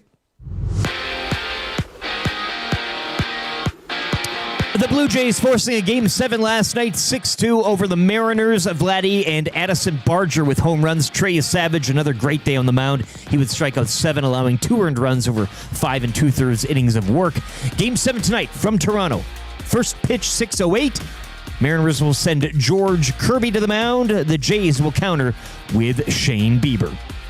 Oilers lose another one, 4-2 to the Red Wings yesterday afternoon, make it 3 straight losses as their road trip wraps up tomorrow in Ottawa. Other action yesterday from our Oil King Dylan Guenther would score the winner, Utah over Boston 3-2. It was Vancouver 4-3 over Washington, and Ryan Donato scoring in overtime, leading the Blackhawks over the Ducks 2-1. 5 games around the NHL tonight, highlighted by the Golden Knights at home to the Hurricanes. The Edmonton Oil Kings falling yesterday in Saskatoon 4-3 to the Blades. They'll take a 9-3 record into a home game tomorrow against the Spokane Chiefs at 7 o'clock. Christian McCaffrey, 200 total yards and a pair of touchdowns, leading the Niners over the Falcons 20-10 on your Sunday Nighter. Join me tonight to wrap up Week 7 in the NFL. Sully's Sports Bar and Lounge, Centric Casino, Fort Road. Lions hosting the Buccaneers. Kickoff at 5 o'clock. Loaded burgers on special. Texans also in action tonight. They visit the Seahawks at 8. And closer to home, the Edmonton Huskies season coming to an end yesterday. They'd follow the Regina Thunder 49-10 in PFC semifinal action. Thunder will advance to host the Hilltops in next Sunday's PFC final.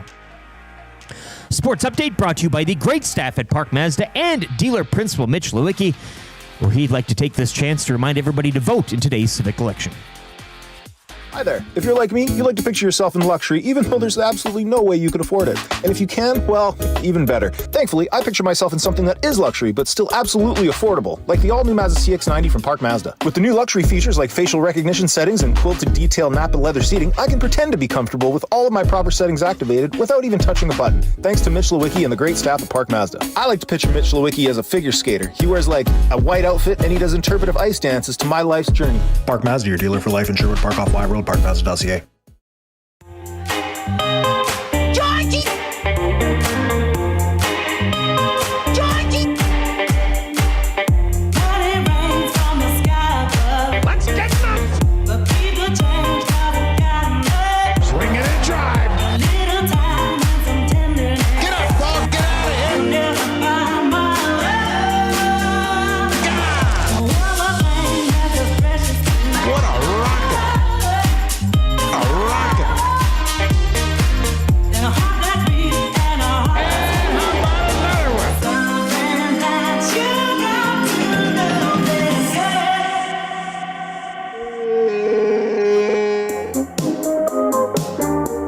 It's a two-jacket day. He is on fire. Staying hot, Marcus.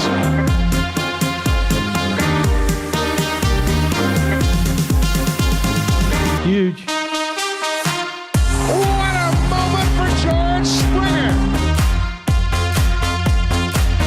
George Springer. He's done it again. It's the major leagues. You have a tight body. Yes. I see that from your tight pants. Yes, you are tight like a tiger. Would you like a smoke and a pancake? A what? A smoke and a pancake. Swing and a drive. Get up, ball. He's done it again. Home run smoke. Number 38. Smoke, smoke, smoke that cigarette. Puff, puff, puff it if you smoke yourself to death. Tell St. Peter at the Golden Gate, you hates to make you wait. You've got to have another cigarette. Oh, hello. You know smoking is bad for your health, and it isn't grown up at all. So please, don't smoke. While I was in the wilderness, I wrote a song for Donaldson. Shall I sing it for you? Yeah, sure, why not? Joshua Donaldson! Joshua Donaldson! Right now. He hits this one high and deep. This is unbelievable. To the opposite field behind the Red Sox bullpen. Josh Donaldson. Josh Donaldson. Josh Donaldson. Josh Donaldson. Josh Donaldson. Josh Donaldson. Josh Donaldson. Josh Donaldson. Josh 7:36 on the Nielson Show. Nielson Show original songs brought to you by Totem. Totem Outdoor Outfitters, family store that takes pride in finding the right fit for you. Visit them at 7430 99th Street or online at totemoutfitters.ca. They had that ski sale this past weekend.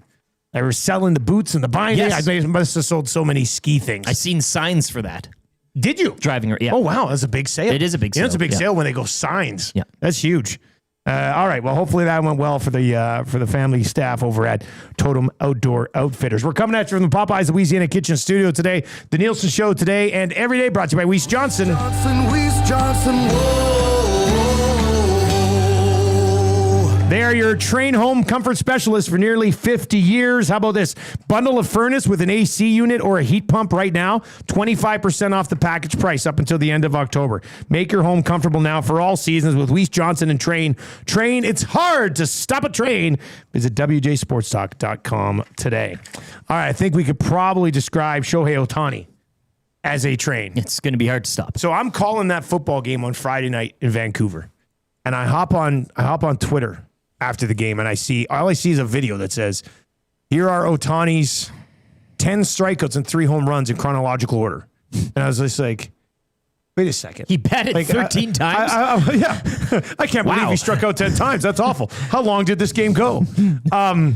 And I thought it was like from the series or from the playoffs or something. And then I see that was in what this is. That's a good for the Italian Center. I don't know how you can get it. Tell me how you top this in team sports. No earned runs either. In team sports, right? There's individuals, Usain Bolt, tennis players, golfers, Tiger. I get it. But in team sports, how can you possibly have a better game than what Ohtani did on Friday night? Striking out 10 guys and hitting 3 bombs.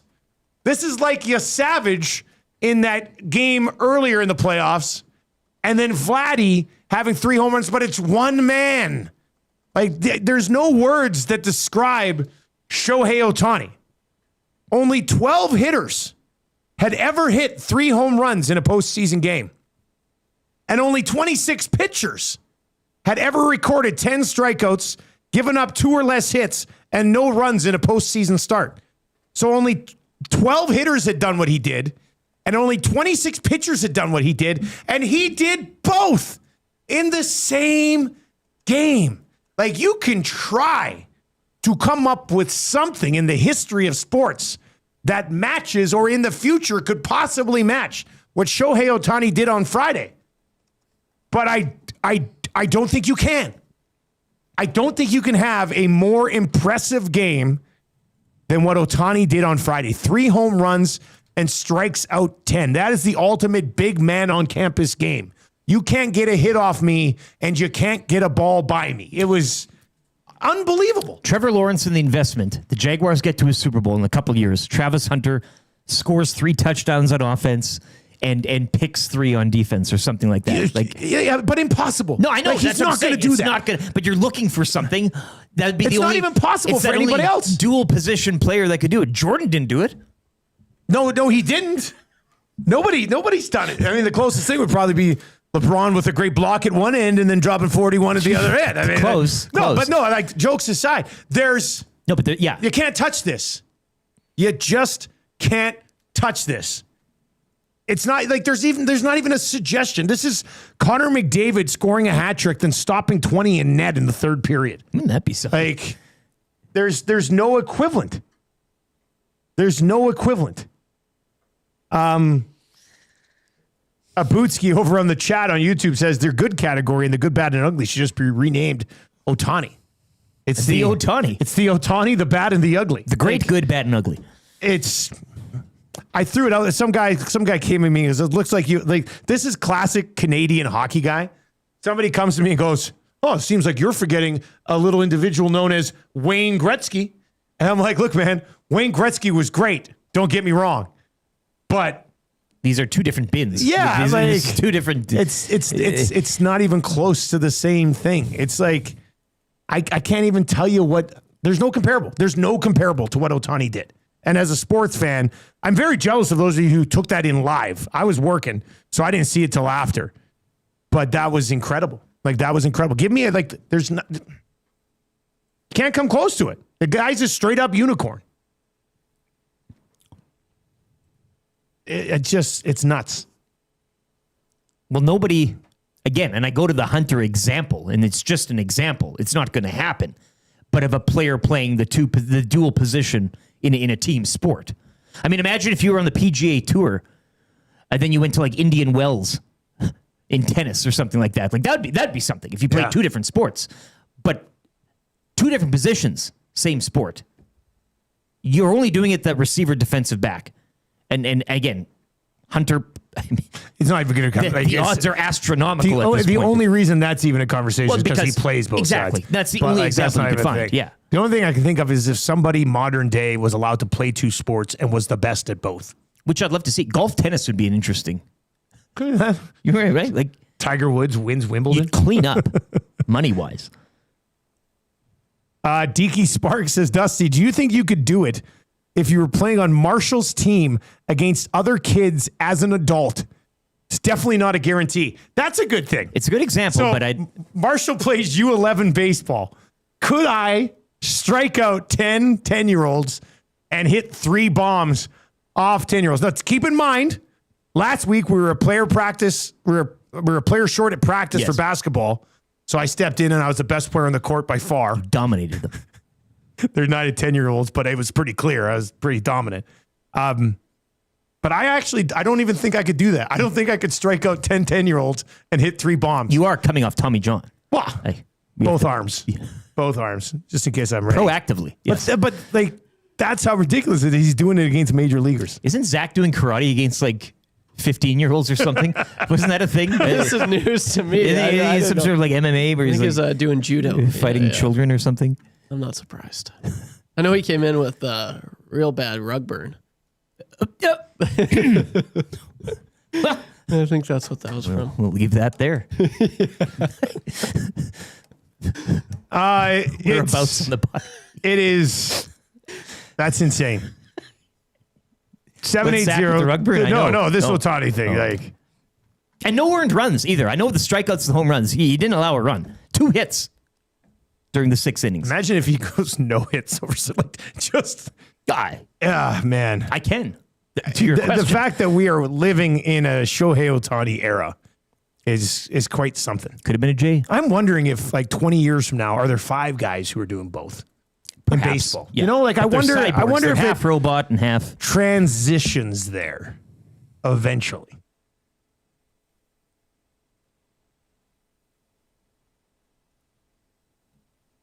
Matt Hyman says you need a quarterback to throw for 500 yards, rush for 100, return a punt for a touchdown, and get a pick 6 in the same game. Big Slam Nasty says Dusty would get 2 dingers and 8 strikeouts and then get tossed for lipping off the parent volunteer umpire. Yeah, I could see that. You get so close. You're telling me that wasn't out in the corner? That was outside? Yeah, that was. Look, man, you're Pedro. Yeah. You get charged at the mouth. All right, that's a good for the Italian Center. Hey, how about picking up the heat and serve? Mm-hmm. Right? If you're looking for something for dinner tonight, a day like today, you got the election. You're out voting. You're going to be all day voting. Yeah. The lines are going to be crazy. So yeah, why not swing on by the Italian Center? Pick up the Massimo Heat and Serve meals. They're made fresh daily, ready for you to take home. You heat it and you serve it. You can get individual or you can get family size, you know. If you have a family or you're a real hungry single person or you want 2 meals out of it, you can do that at the Italian Center. It's always good to have more than you need for the next day and stuff. You can heat it up. You said we were done with that. Well, say it's a good. You said we were done with those jokes. All right, Otani's the GOAT. Joke. Like, I think we're watching the greatest baseball player of all time. Agreed. That's simply case closed. That's it. End of story. If there was a debate. All right. Let's talk. We haven't got to any of the NFL yet. It's been a busy show. The Oilers sucked a big one. The Jays force a game 7. Otani's a freak. There's a lot to get to. The Trailblazers are signing players. Wow, is that a deep pull?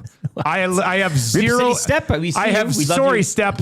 I have zero interest. He's waiting for that in the Trailblazers signing anyone. None at all. I want to talk some NFL. We got Mike Tanier, 2 deep zone. He's been waiting. He joined. Looked like he was having breakfast. I think I saw him having breakfast earlier. What's he nibbling on? What was he having for breakfast? Let's bring in Mike. Mike, what were you having for breakfast today? What happens off camera stays off camera. Okay, I've been having a little bit of a roast beef sandwich there, sort of a brunch. Yeah, I was going to say roast beef at 9:46 in the morning. I like the move. Power play. I was up at 5:30. Give me a break, and I was in bed. At 1:30. So. Right, that's how we operate. We get up super early as well, and then like we can justify having lunch at like 10:30 in the morning. Yeah, 10 a.m. You know, perfect. I don't complain about that. It's pretty good. All right. Boy, where do we start? Oh, we got to start with the Broncos. I mean, the Giants, Jackson Dart having a nice game. Even at the end, looked like he was going to get it done. But how can the Broncos go from looking so bad for 3 quarters to hanging 33 in a 4th quarter? That makes no sense to me. They did almost the same thing against the Eagles the previous week. They were terrible on offense up until halftime, up until midway through the 3rd quarter. And suddenly they find everything. They suddenly find balance. Bo Nix starts making plays he wasn't making earlier. Guys start getting open. I don't know how much of this is sort of like dumb luck or how much of this is Sean Payton just very carefully organizing things so he knows in the 4th quarter what plays have worked, what plays he's set up. I know Payton doesn't want to wait till the 4th quarter to see that. He wants to see that for 4 quarters. But credit to that Broncos team. They are turning it on in the fourth quarter. They overcame a lot of adversity. Overcame a lot of adversity in the final 30 seconds of that game, and they keep coming away with these victories. I feel like we probably ask you this question every single week, but I'm going to ask it again. Are the Colts legit?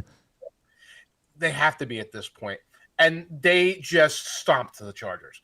And the Chargers have a lot of injuries, but they just stomped them. They stomped them offensively early in the game. Then they got a couple turnovers when they needed to stop Justin Herbert. And then they could have pulled away from them. They were kind of playing ball control at the end. So you look at them, you look at their upcoming schedule, you look at what's going on in the AFC South where the Jaguars can't get out of their own way. And we'll see the Texans tonight, but who knows? This is a team that you have to say they're going to be one of the top 3 or 4 teams in the AFC. They're probably going to have some home playoff games come January. Let's dive into the Colts here for a second, because I saw a stat last night. They have the most efficient offense since the year 2000. Like, that's what they've done so far. Now, it's not the full season. We've seen other teams. The Lions offense from last year was like 6th. The Chiefs in 2018 are on this list. They played full season, so smaller-ish sample size. But what has I know they got Daniel Jones, but like he can't be just the only reason that they've turned this thing around. What is going on? Why are the Colts as good as they are? Please explain this to me. It's hard to straight-facedly say, well, they got Daniel Jones, so obviously they turned things around.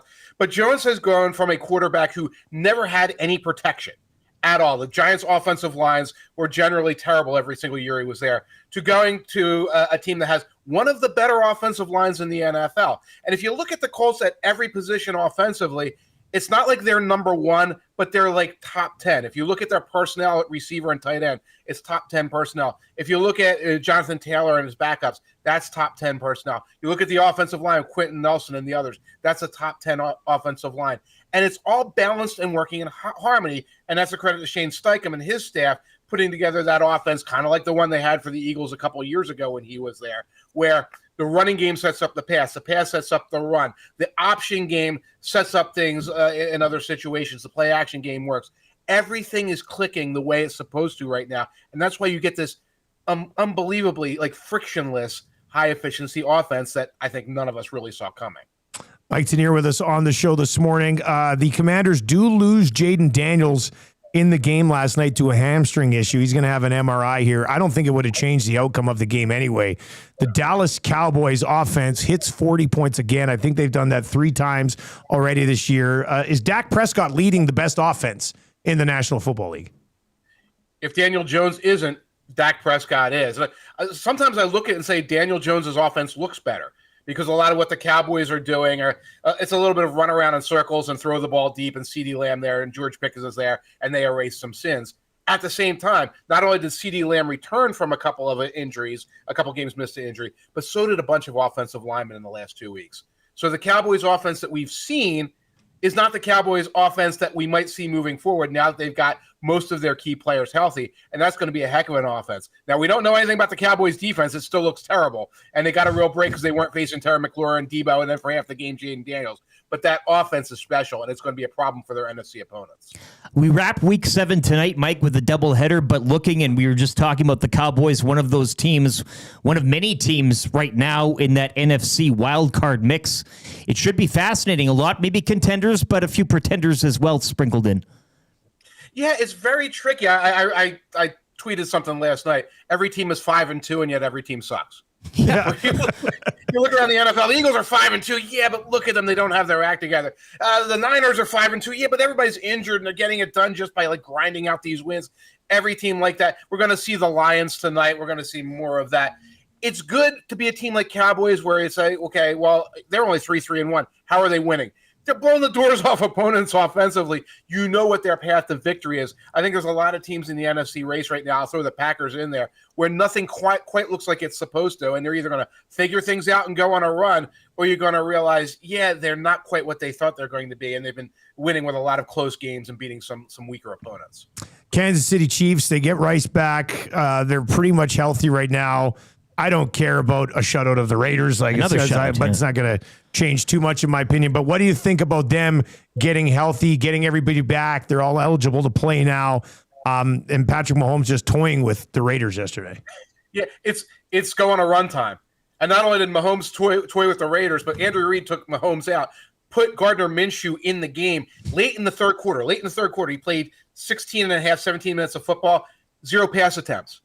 If you're just looking at the box score, you might not notice that Gardner Minshew played a quarter of that game because the Chiefs had won. It was a blowout at that point in the game. And I think it does matter a little bit that it was a shutout of the Raiders because we've seen these Chiefs teams that aren't always like firing at full cylinders, and they have trouble against opponents like the Raiders. Oh, they get a win, but it was like 23-16 or something like that. They needed a blocked field goal or a penalty in the fourth quarter to do it. That they're now cruising at that level indicates what they are, what the Chiefs are going to be moving forward. And that's going to be the kind of Chiefs team that, like it or not, we've seen a lot of in the last 7 or 8 years.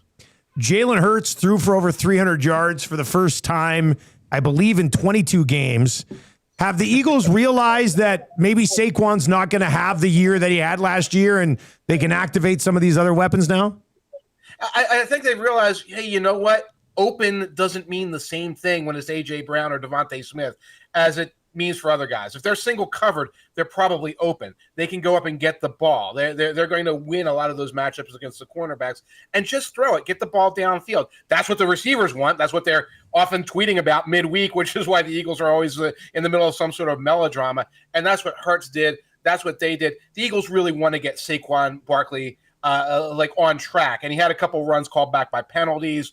There were some plays there that they would like to have back. They would like to have all of that happening, but it's a start for the Eagles. They've really been moving in fits and starts on offense to be able to just get some bombs down the field to Brown and Smitty and open that up and get a necessary win to stop a 2-game skid. We talked about the NFC. We talked about some of those, fake records and pretenders, but the Bucs, I think, well worth the 5-1. They've won 2 in a row, perfect away from home, 3-0. Visiting a Lions team tonight. Mike coming off a loss. Do you see Baker and his crew continuing to roll tonight? Checking the injury reports as we go to see if Emeka Egbuka, the star rookie wide receiver, is healthy, to see if Mike Evans returns and is healthy. If those guys come back, they're going to be a real handful for a depleted Lions secondary. If they don't come back, watch out, because I don't know who Baker Mayfield's going to throw the ball to, and the Lions are not the kind of team that you can do a smoke and mirrors victory on. Okay, what about the other Monday Nighters? Sam Darnold is top 10 in passing yards. He's top 10 in passing touchdowns. He's got, obviously, one legitimate weapon in JSN. Their running game has been a little interesting. I know, personally, from a fantasy perspective, I'd like to see more of Kenneth Walker, but they don't seem to do that. But what do you think about the Seahawks tonight against the Texans? They're interesting because from an analytics standpoint, they're the team that we should be talking about, not the Colts necessarily. The analytics say they have one of the best and most balanced offenses in the NFL, an incredibly stingy defense. It doesn't get talked about a lot because it doesn't really have a superstar. And some of the best special teams in the league where they get a lot of big plays out of their return game. We're going to see what they look like against the Texans team. I think folks are still figuring out. They beat the Ravens, but beating the Ravens is not really playing anybody in the year 2025. And we're going to see if the Texans have figured out how to win with their combination of unbelievable defense. And, hey, every once in a while, C.J. Stroud completes a pass to Nico Collins. Isn't that nice? What about the Sam Darnold story? I mean, he goes from the Jets to the Panthers to the Niners, has this great season with the Vikings, but the Vikings are like, oh, we got J.J. McCarthy. Don't worry about it. See you later. And then he goes to the Seahawks, and he's got the Seahawks looking legitimate as well. I mean, time to finally sort of just maybe begrudgingly admit, if you're a Jets or a Panthers fan, that he was worth the 3rd overall pick 7 years ago? Yeah, and even somebody like me was like, oh, the Seahawks went from Geno Smith to Sam Darnold. That looks like a downgrade. It felt like a downgrade to a degree, like in March to some of us when they made the move. You know what? Sometimes these quarterbacks get better in year 5, 6, 7, 8, those years. It's happened to Darnold, happened to Baker Mayfield. It might be happening to Daniel Jones right now. You have to accept that, and you got to recognize that, yeah, the story doesn't end when the bad team that drafted him gave up on him, because a lot of times they're the bad team. Mike, as always, man, we really appreciate the time. Thanks a lot. Take care. Enjoy your week. Enjoy your week indeed. Enjoy that roast beef. God, yeah. How often do you get a roast beef sandwich? When I make a roast beef, which I haven't in a while because my slow cooker had a crack in it. So you'll have it like when you make, you'll have extra roast and then you'll... Yeah, I'll buy a roast that's big enough so that I know that the next day I will have a little more left over to construct a sandwich. It's a very delicious sandwich, actually. But when you go out and order a sandwich or a sub or anything, do you ever get roast beef? Not particularly. Me neither, it's not except a choice, at Arby's. Not a choice cut. Oh, they've got... But you don't get anything else at Arby's. I mean, it's roast beef at Arby's. Like, everybody fawns over the turkey bun, which I get. But a nice roast beef sandwich? With depending on the cut of meat and how it coming is. off the roast. Yeah, I'm not going to go to like a deli and kind of get. That's what I mean. Who goes to a deli and gets roast beef? No. I think roast beef people, like big roast beef money, needs to start pushing out some market. Right off the roast. Yeah, this sports update brought to you by roast beef. And then just that. No line. That's it. People are just like, damn, I should have had some roast beef today. Yeah. I think that would definitely help. You know what didn't help? The fact that I'm kind of rattled here 2 hours in the show and we didn't get to crack those packs and see that binder because Iwanek has him locked in his office. But again, think about it this way. I want to say they get that. Casino Dealer J probably drops on Friday or whatever. Knowing full well that we start the week off with the show, we would need that. Now it's kind of, we've said it's here, but we can't get it. And we're going to do it tomorrow. Like, we will do it eventually, but this is when we needed it. And we got that big, beautiful, brand new reception desk. That's the point. When somebody comes in to drop something off at reception, I think you usually leave it at the desk unless it's for you. Send us a note to say, hey, it's hidden behind that, or even hide it. Hide it somewhere. Put it in one of the roof tiles, for crying out loud. We could climb up there and get it. It'd still be safe. We lock the door. Yeah. Why do we need like 5 levels of security for a hat, a binder, and some cards? That doesn't make sense to me. It does not. And I didn't stop to pick up any cards today because I thought our crack packing would be coming straight from the cards that were dropped off on Friday. Terrible. And now we're sitting here with no packs to crack, and it's very much angering me this morning. Oh, Abutsky says beef dip ? Good point. I mean, I have beef dips all the time. I do love beef dips. I know it's different to me than, I don't know, just like a roast beef sandwich. I know it's pretty much the exact same thing, but I view them differently. I just don't go to the deli counter and say, 150 of that roast beef, please. And then have a beef dip. Thin. Yeah. Well, we should start doing that. Oh, that's a nice little homemade thing. I just don't do it, but I get the pack of au jus and crank it up. A little horseradish. Yeah. All right. We need somebody to keep the streak alive. In the 95.7 Cruise FM era, we're 30-0 on Kind of Easy Trivia. 30-0. Gordo's wondering why I don't have a master key for the office. Well, I mean, that's a good point, Gordo. It's a hell of a point. Yeah. I mean, I should probably have Iwanek would never do that. I like how you always leave even if you're gone for CFL duties, your door's wide open. No, my door's wide open. I could go in there. We could go in there and do wild things in your office. I have an open door policy in my office. If you want, you can go in there. You can grab something from my little candy tray of rosebuds. You guys can all do that. Yeah. Anyway, if you want to play Kind of Easy Trivia today, we've got a gift certificate to Mr. Mike's. Don't blow it, though, because we're at 30-0. 30-0. Gift certificate to Mr. Mike's up for grab. Text Trev right now, 780-218-9999. 780-218-9999. Who is ready to get the job done on Kind of Easy Trivia today? I born ready. Who is born ready to play trivia? Krager texts in and says, why doesn't the CEO have EST, a master key to all office lock? Yeah. A skeleton key. I don't see I could say that. He go, nope. My office. Yeah. I don't want it anyway. I don't want the responsibility of having the key to his office, and then I would rather break the glass window, get the cards, than pay for the window to be repaired than have the master key conversation you don't want that with Iwanek. No. I had to ask him after a couple months to get one to the merch thing at the back. Locked in. I said, I should probably have a key to the merch locker in the back. So I got one of those. Sadly, it's just sitting in my open office. It's just sitting right there. Anybody can use it. Right there, with a big sign that says merch key. All right, if you want to play Kind of Easy Trivia, 780-218-9999. 780-218-9999. Third hour, Gager's going to join us. He had a birthday yesterday. We'll find out what he did for his birthday. Probably walked the dog a little bit.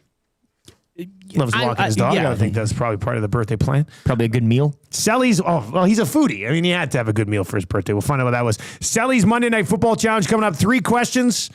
Too many for the great staff at Park Mazda. That is on the way. The 7 o'clock hour of the Nielsen Show has been brought to you by GameSense.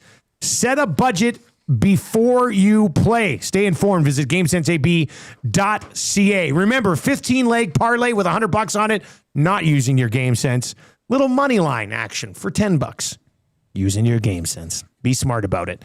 Let's get to a sports update right now with Lieutenant Eric, brought to you by Windsor Plywood Leduc, locally owned and operated, serving Leduc and the surrounding area since 1993. Doors, flooring, baseboards, and of course, plywood. Go see the knowledgeable staff at Windsor Plywood Leduc.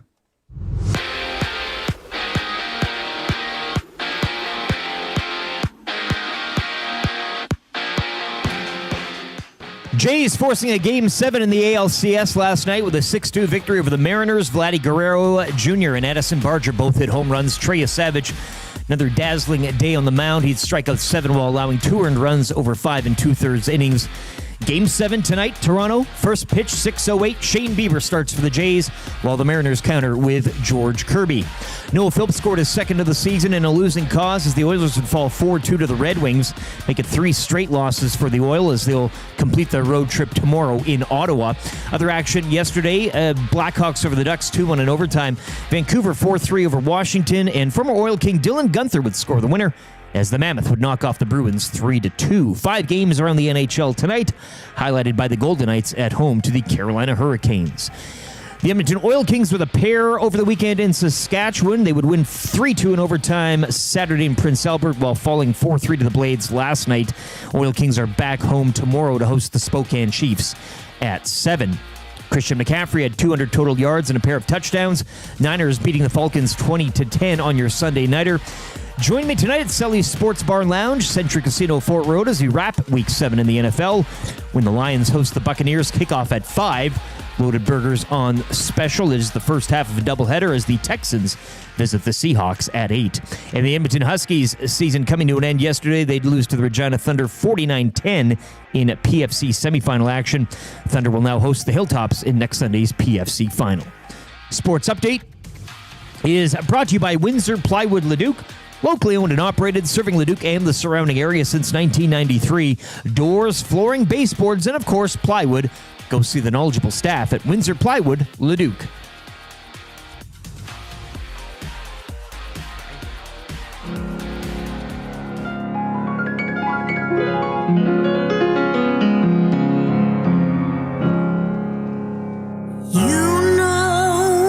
It's such a special day. Bagpipes fired up and the nasty bash is underway. And we know that there's a special place where all the AM nasties can party for just a single day. We are just living the dream since leaving 1260. Beers at Fergie's place with that trash TV. The Elks did make us proud, and boy, it caused a scene. Cash J's play of the day, and everybody screamed, oh, it just have begun. All the boys and girls, nasty bash at the club. Oh, mama, we're just having fun. Troy was dancing with wheels. It's where we belong down at Fergie's Rugby Club. We're gonna keep on bashing at Fergie's Rugby Club. We'll be two-step dancing over on the hardwood. We're gonna keep on bashing at Fergie's Rugby Club. Fergie's Rugby Club. Fireball shots and Corey B's wife's on the floor. Atif stuck in the bathroom and Tony changing beds outside the door. Big uke and a 6 o'clocker can. Dusty pours it on his head. Now he's a made man. Nelson had a crazy dream. Honey dill for him to eat. Christian from Winnipeg, you've been too good to he. Tread's grandma won't be proud, 'cause in his car he'd sleep. Tommy sees another girl, you know he's gonna scream. Oh, we just have begun. All the boys and girls, nasty bash at the club. Oh, mama, we're just having fun. Troy's dancing with wheels. It's where we belong down at Fergie's Rugby Club. We're gonna keep on bashing at Fergie's Rugby Club. We'll be two-step dancing over on the hardwood. We're gonna keep on bashing at Fergie's Rugby Club. Fergie's Rugby Club.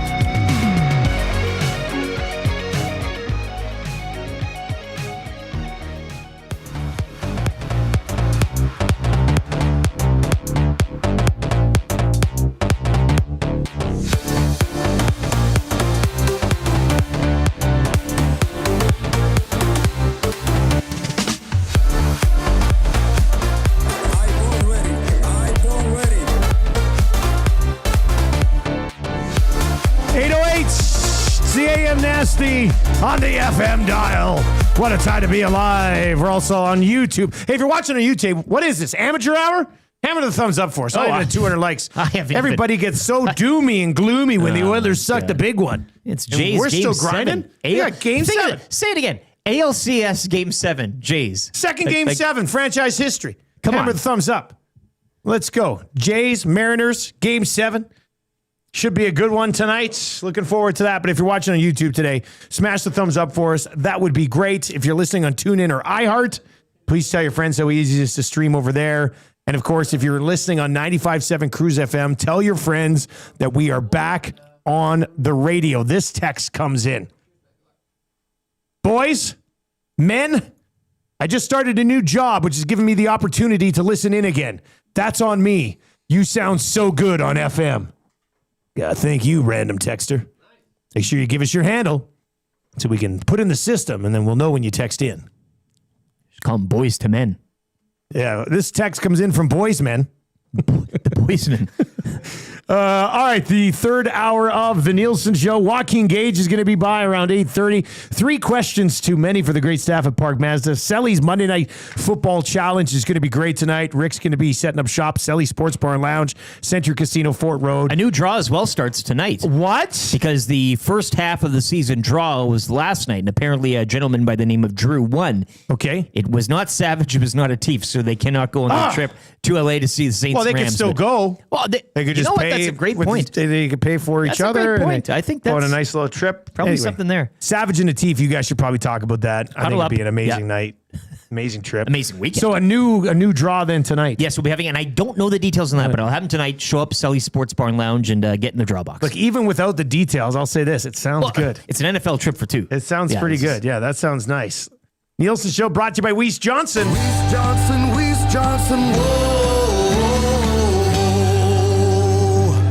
Did watching the Oilers over the weekend start to give you the chills? Well, maybe you need a new furnace. Maybe your furnace is broken. Maybe it's not the Oilers play that's making you all chilly inside. Or maybe the plays got you so hot. Yeah. that you need to explore a potential AC. Your air unit. conditioning is right. Yeah. You know, we need air conditioning in the winter. That's a good one. That's what you do, though. You get the stuff in the off season. That's what Because, it is. you know- That's when you get good deals. Yeah. How about this for a deal? Yeah. Bundle a furnace with an AC unit, 25% off. What? That's a pretty good deal. Make your home comfortable now for all seasons with Weiss Johnson and Train. Train, it's hard to stop a train. Oh, sorry. I was covering the hole. WJSportstalk.com is where you can do it. The 8 o'clock hour on the Nielsen Show brought to you by GD Liquidators. Auctions and appraisals as well. Edmonton's one-stop shop for new and used warehouse, office, industrial items for almost 40 years. You know, when a company's around for this long, they're good at what they do. Do not miss their monthly online auctions. www.gdliquidators.com. They're Canadian-owned. They're Canadian-operated. Make them your first call, 780-447-2787. Or just pop by. Go in, hang out. Become a creeper over there. 14510, 14510, 124th Ave. You're looking for desks or things for your office. They got them all sitting there waiting for you. All right, the streak is at 30. Since we, I can't believe we've already done 30 shows on Cruise This FM. is like the NFL season. I can't believe it's week 8 coming up. I can't believe we're in the final week of CFL action. Playoffs just around the corner. But it's good to know we've done 30 shows over on the FM dial. So please tell your friends the Nielsen Show simulcast every day on FM radio with a big booming signal that doesn't have any static in it. And it's much better than the old 1260 signal. That's for sure. All right, who's playing kind of easy trivia today? Who do we got, Trev? This is Steve. What? Steve. Oh, I thought you said Stave. No, Steve. I thought this guy's name was Stave, like Dave with an SHT. I guess it did come out like that. Steve. Hey, you know who could say Steve really well? No. Yeah, Herbert the Pervert. Probably, yeah. maybe. Yeah. He's away right now. He He's is? away. Yeah. Oh, man. I love that. Went to Disneyland or something. Let me know when he's back. Mr. Mike's Steakhouse Casual, new location opening soon in Bonnie Doon. Check out MrMikes.ca for more deets. That's where you find all the deets. Order online and skip the dishes and DoorDash. Mr. Mike's, eat locally, enjoy casually. All right, let's go to Stevie Boy. Need to get 3 out of 5 correct to extend this streak, man. Are you good to go? Oh, man, I'm not going to blow it like Drysdale on a breakaway. Oh, we even talked about that bobble. God, that was terrible ice there. I got to blame the ice, right? Well, people were falling all over the place with the neutral zone. It had to have been the ice. It looked like he was Must going have been the ice. Yeah, he was going to get it. He's going to tie all. It's glorious. And then it was like when Donnie didn't roll a strike in Big Lebowski, then died of a heart attack when the nihilists were standing Exactly the outside. same, yeah. Exactly same thing. That's what I thought. All right, here we go. Trevor started the ticker. I have to read the first question. Good luck, man. All right. Who did the Edmonton Oilers lose to yesterday? We lost to the Detroit Red Wings. What position does John Gibson play? John Gibson plays pitcher. Did the Blue Jays win yesterday? Yes. Who had 3 home runs and 10 strikeouts in a game on Friday?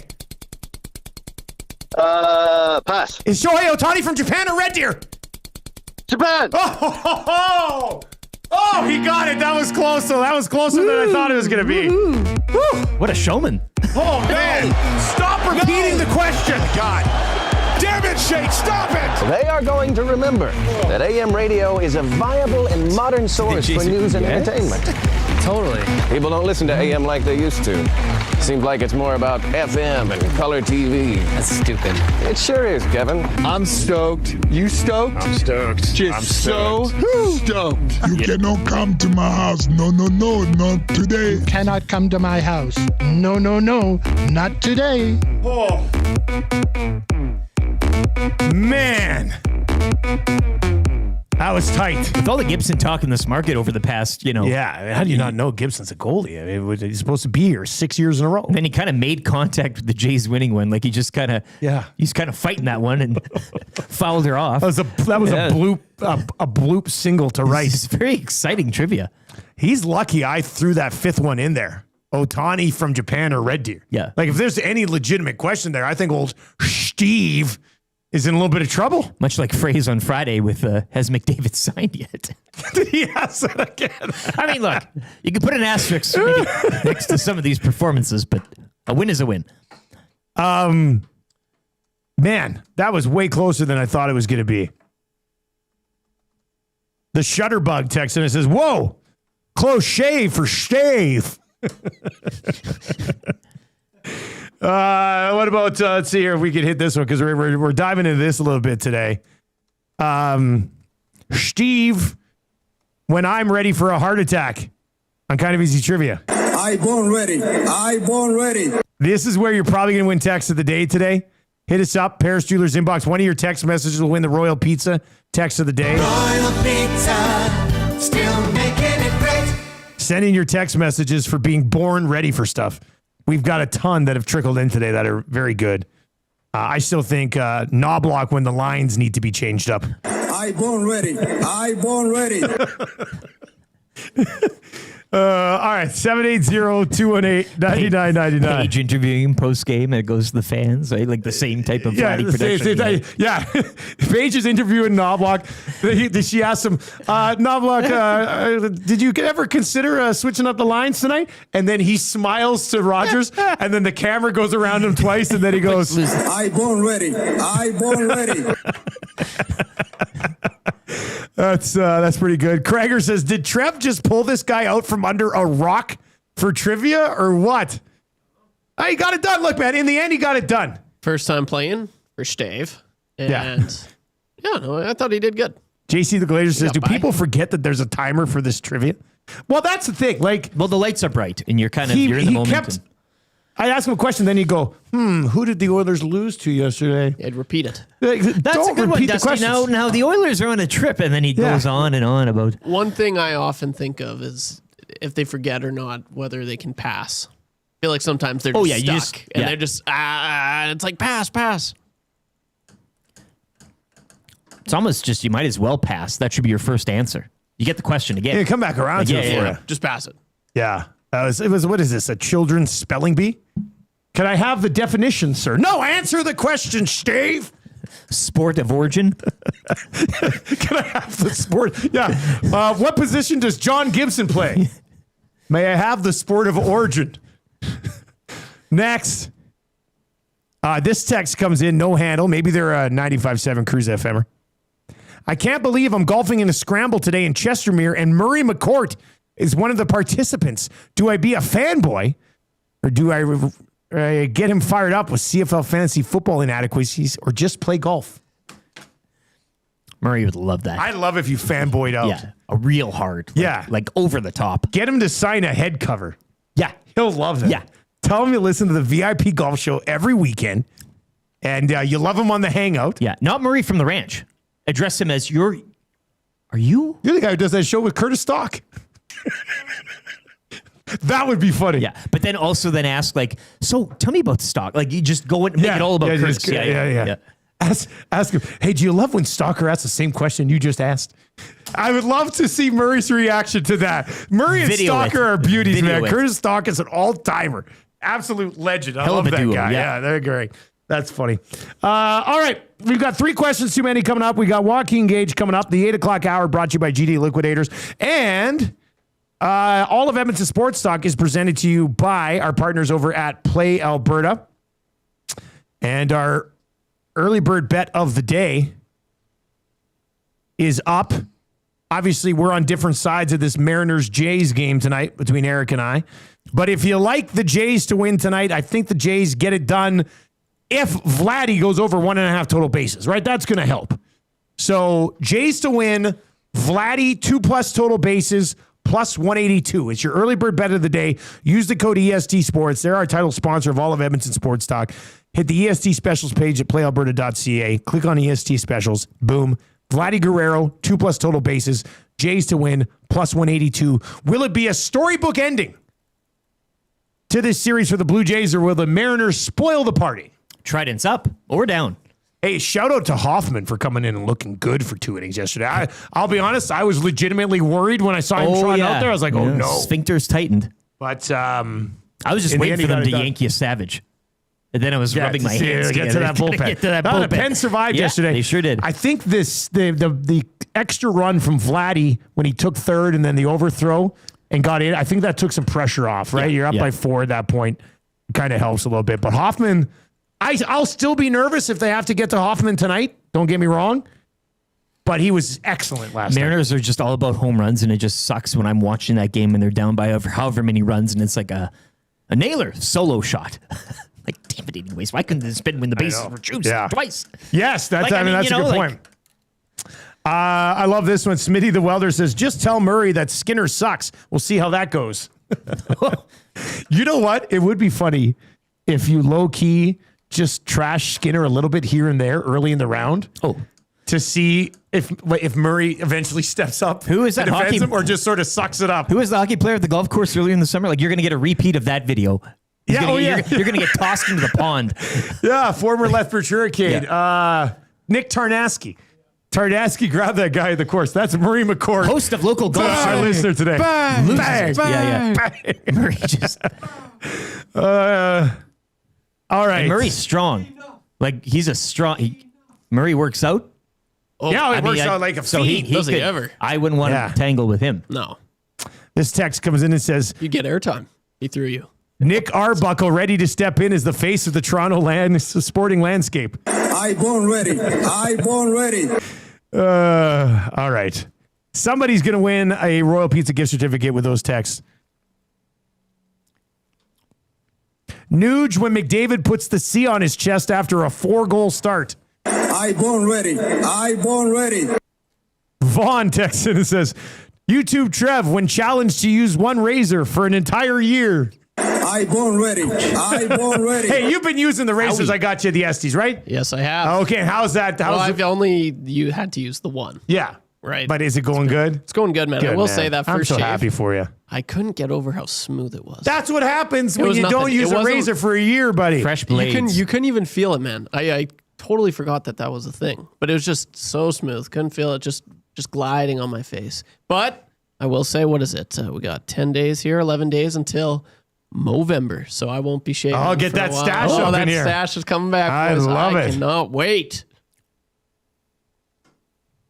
All right, let's get into 3 questions too many. Lieutenant Eric, do you have a liner for the segment today? 3 questions too many brought to you by the great staff at Park Mazda and dealer principal Mitch Lewicki, where he was going to toss out the first pitch at tonight's Jays game, but he had to stay in the city because he's got a vote today. Civic election. Park Mazda, your dealer for Yeah, and you know what? Civic election, polls open at 9 o'clock this morning. Yeah. We're not going to tell you who to vote for. We're not even going to tell you to vote. We're just going to remind you that you can go vote today. Okay? And hey, if you need a little bit more information, what'd you say, Rick? There's like a website you can go put in what you like. And Edmonton.taproot.vote. Okay. And it goes over all the candidates. Like, I don't have kids in school. I was school board, but I'd like to make an educated... Nobody has kids in school right now, am I right? But I want to make an educated decision. So you can go in there and you do a little questionnaire and boom, bam, bam. But to the second part of Mitch Lewicki's, who does throw the... Joey Bass. Actually, hey, that's a question. Oh, okay. That's a question. Sorry. Do we have social media accounts? We do. YouTube, once again, 13.3K subscribers right now, driving to 13.4. Subscribe to the channel if you haven't already, and hit that like, hit the thumbs up as well. Where are we at? 171. Oh, yeah. We'll get to 200 by the end of the segment. Twitter, at YEG Sports Talk. Instagram, TikTok, Facebook, Edmonton Sports Talk. Oh, this is big news here. Branko from Prolux Lighting earlier in the show? Yes. I just saw he texted me. He would love a jingle. Well, hey, me and my AI machine, when Branko says he wants a Prolux Lighting jingle. I born ready. Oh, they're ready for the next morning after. He's got a trophy. He also says he will drop off that trophy if we want to later in the segment. Yeah. Boom. Very huge. Like I want it obscenely big. Look at this. Another client just texted me. What are the odds of this? After the show, can you give me the contact of Prolux Lighting? I want to use one of your partners for the work I need to do. Oh, this is... You know who asked that? The best in the biz. Bruce at William Huff. Of course. Because Bruce is like the greatest dude of all time. What a collab. Us. We're connecting clients on the show. If you want to do business with Edmonton Sports Talk, it's one big family. Email me, Dustin at edmontonsportstalk.com. There's no middleman here. We'll hook you up with the sweetest deal in the sweetest deal in the league. All right, question number 1. Who should throw out the pitch tonight for Game 7? Well, this was one of the questions. You know who sent it in? Cheese. I like saying that. That's Bautista on his birthday. That was yesterday. And throwing a heater. Like, it was a hell of a first pitch. Who has thrown? I saw a tweet last night saying everybody who's thrown so far. Where is that? Edwin. Yeah. Like, they're kind of going with that 2015 era, right? Pilar. Yeah, Pilar threw. Pilar. So you're Kevin Pilar? Kevin Pilar. Kevin Pilar. Yeah. That's going to be Buck Martinez Pilar. Who else? Did Russell Martin throw? Yeah, Russell Martin. So we've gone over the players. You know who this is going to be. The lights have to go down. And then the Undertaker gong has to go on, and Gibby comes out of the... It's got to be Gibby. God, man, if it's Gibby, I'm going to pass out. You want to pop? Just a stone cold. Glass spray, whatever. Like any sort of I would wheel him out in a chair leaned back and then let him stand up and throw the pitch. Half cut off Wild Turkey. It's got to be Gibby because I think you save the World Series, guys, if you get to the World Series. Sure. Oh, right? Then you bring out Joe Carter, bring out Alomar, bring out some of those guys. But if you say you're going from this era, that's 2015, I mean, Gibby is the manager. This is Game 7. This is the end. He's the one. I could. What about Tulo? Yeah. It's not quite. We like Tulo. No, I mean Gibby would be the pop. Yeah, because you're not getting anything better than Bautista on his birthday, Game 6. How do you follow that up? How do you follow up? And why would you want to be the guy who follows that? That place will go nuts if John Gibbons comes out to throw out the pitch. Give the people what they want. Suck on that. Oh man, Bautista did throw some zip on that one. He was feeling it. Yeah, it's got to be Gibby or somebody really obscure from the Jays days. Like I suggested, Adam Lind. God. Ladies and gentlemen. Good Adam Lind drop. Yeah. Ladies and gentlemen, throwing out the first pitch tonight for Game 7, Ryan Goins. Like, give me that. Yeah. Because you're not trying. Then you're just kind of either be hilarious or get Gibby. Yeah, exactly. There's two options. One or the other. I say Joe Carter stays for the World Series. If you don't get there, then you don't deserve to have Joe Carter throw out a first pitch. You know what I mean? Yeah. I think that's, now that being said, he'd be the guy I'd come and throw out Game 1. Or the first game at home. Yeah, Game 1. First pitch. That'd be great. Kawasaki? That might be I've got an autographed photo of Kawasaki up in my basement. One where All right, question number 2. Guys, who changes their mind on line combinations more? Fans or Knobloch? Well, the fans are doing it in response to his changes. So it's chicken and egg thing here. He originally makes the changes. He sets the lineup, so it'd have to be him because he's... But what's crazy about this is if like one of you guys or a fan texted in different line combinations for every single game, I'd say, you're being ridiculous. You can't run different lines every single game. That's such a fan move. but the coach is actually doing it. So, I mean, we're at a spot now where the fans, and usually it's the fans that are like, got to switch this guy up, got to put this guy there. You know, it's crazy when the fan base is like, dude, leave some guys together. Trev, so what do you think? Well, how would you answer this question? Fans or Knobloch? I'm a big line guy. I love, that was my favorite thing when I was in college. Oh, like, what are the lines? Doing today? lines. Oh, yeah. Yes. Absolutely. But man, like, I'm getting annoyed of this. It's Bizarro World. The fans are like, enough. It is. Like, let's put it back to this. Yes, please. Yeah, so it's too much for me personally. Like I said earlier, it's not just games, it's periods. And it's in periods as well. Like, you're not going to get any mojo doing that. Yeah, at least that's my take on it, but it is getting frustrating. I'm tired of it. Nick Arbuckle for first pitch. Okay, Lucas. Wouldn't that be just like, please welcome to the field. Face of Toronto sports. Nick Arbuckle will have to throw left-handed because his right arm is currently injured. Last time we saw Nick, his arm was in a sling, wasn't it? All right, question number 3. Is Cody Fajardo the guy moving forward for the Double E? Depends how far you're moving forward. Perfect answer. Next year, I think he's earned the right. He's earned that right. And also have a competitive training camp. Yes. And may the best man win. Which he apparently should have been right out of the gate this And now year. we can do the ifs and buts. And again, if he was, who knows where this team might be. But yes, to answer your question, yes. Now, beyond, I mean, it's not a, and you don't do that in the CFL. It's not like you're looking at 10-year plans. This isn't, but yeah, next year, sure, yes. Next year, I would say yes. I think I had somebody text me after, I'm not going to say who, was an out-of-market CFL guy. Text me after the game and goes, Cody Fajardo will never get this team to the playoffs. And I was just like, look, man, I know you don't love Cody, but I think Cody Fajardo is capable of getting the Elks to the playoffs next year. He's a ding off a goalpost from getting to a Grey Cup. Yeah, well, he won a Grey Cup. Well, yeah, that's what I'm saying. Yeah, but I mean, it's but just, like, he's time after time proven himself that he can do what it takes. And if you surround him, he's an absolute gamer. Yeah, you've got a great running back to kind of complement him. And he's his signed legs. for the next few years. They need to go out and address some receivers immediately. Like, Cody kept them in this thing this year for as long as they did with not much at receiver. No slight to these guys, but Dunbar was their best receiver. He's been out basically since they turned this thing around. All complementary pieces. Yeah. Now, what I will also say, I'm not sure second half career Cody Fajardo can win a Grey Cup, though, unless you got a phenomenal team around him. You know, I don't know if there's... Well, again, you'd have to work on the receiving department. I think, again, if he starts, you're probably getting a few more wins. You're putting yourself in a better position. He will 100% be my guy start next season, and maybe even the season after. But and we'll see what the rest of the West looks like, right? Like Winnipeg, you got to think are taking a few steps back. Claris isn't getting any younger like that. You can kind of, maybe they have another run in them here, but so the look of the West might change as well, which might give Cody Fajardo and the Elks a bit more. There's room to improve on that roster, but it's better than it's looked. And if the defense is playing like it has been down the stretch, and you have a guy like Justin Rankin in your arsenal, why not him? I'm actually really excited for next year I want to see what they do. Like, Hervey has to find some receivers. Yeah, well, it's not a finished product. I would go try to pluck one out of Hamilton. As I've been saying, up until this weekend, October 18 or whatever it was, they had a shot at making which, given all the change, front office downward, that's a pretty big step in this rebuild process. And in the CFL, it shouldn't take you. It's not like you don't have to win multiple draft lotteries and wait 10 years for a big rebuild.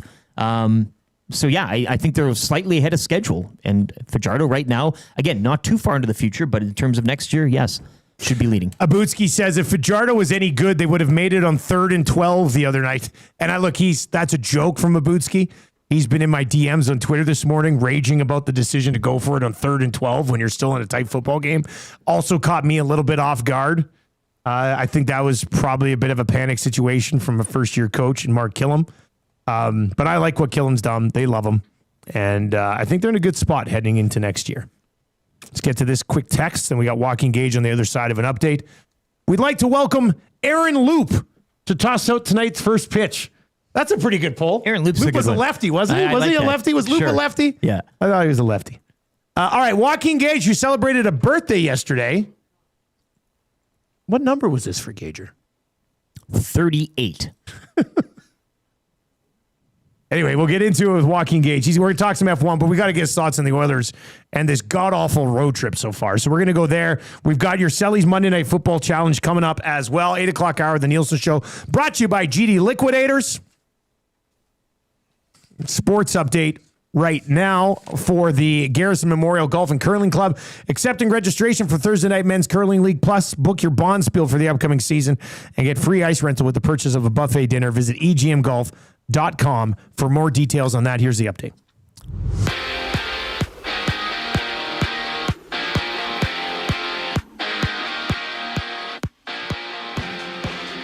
Jays Mariners Game 7 tonight from Toronto as the Jays taking Game 6 yesterday by a score of 6-2. Shane Bieber will get the start tonight for Toronto. Seattle will counter with George Kirby. The Oilers dropped their third straight yesterday, 4-2 to the Red Wings. Their road trip wraps up tomorrow in Ottawa. Elsewhere yesterday, Utah 3-2 over the Bruins, Vancouver 4-3 over the Caps, and Chicago taking it in overtime 2-1 over the Ducks. 5 games on tonight's NHL schedule highlighted by the Golden Knights at home to the Hurricanes. Oil Kings with a loss last night in Saskatoon, 4-3 to the Blades. They're back home to host the Spokane Chiefs tomorrow, puck drop at 7. Niners over the Falcons 2010 on your Sunday nighter. Join me tonight at Selly's Sports Bar and Lounge, Central Casino, Fort Road. As we wrap Week 7 with a Monday doubleheader, Lions host the Buccaneers kickoff at 5. Loaded burgers on special. Second half, we'll see the Texans visit the Seahawks at 8.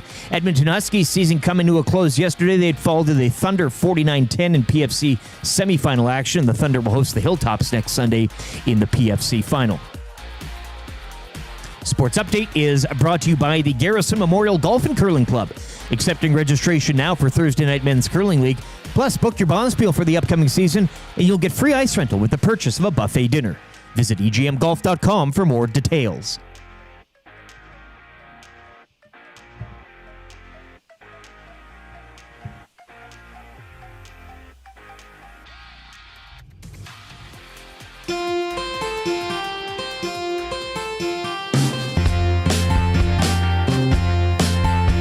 I think we're gonna be glad.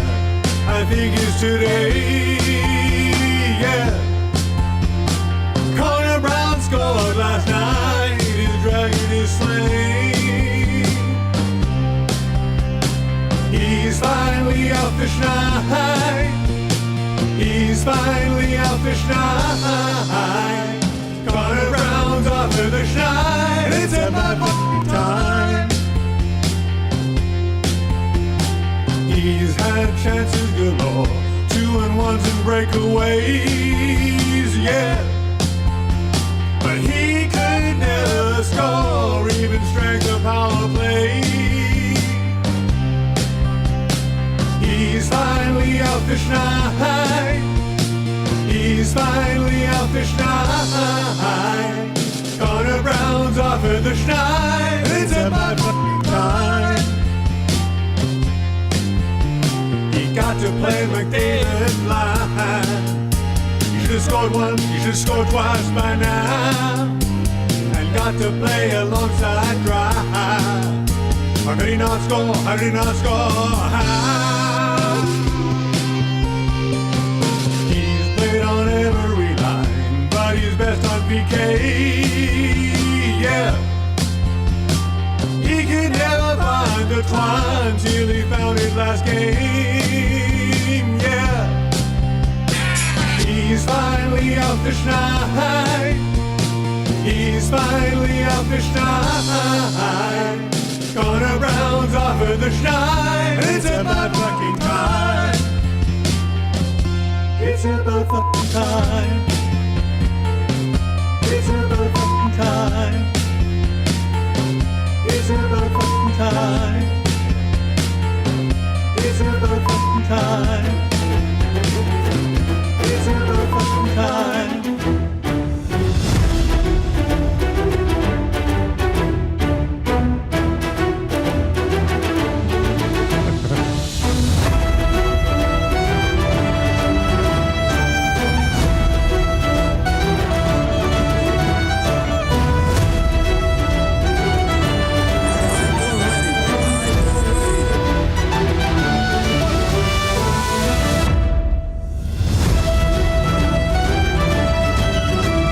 it again.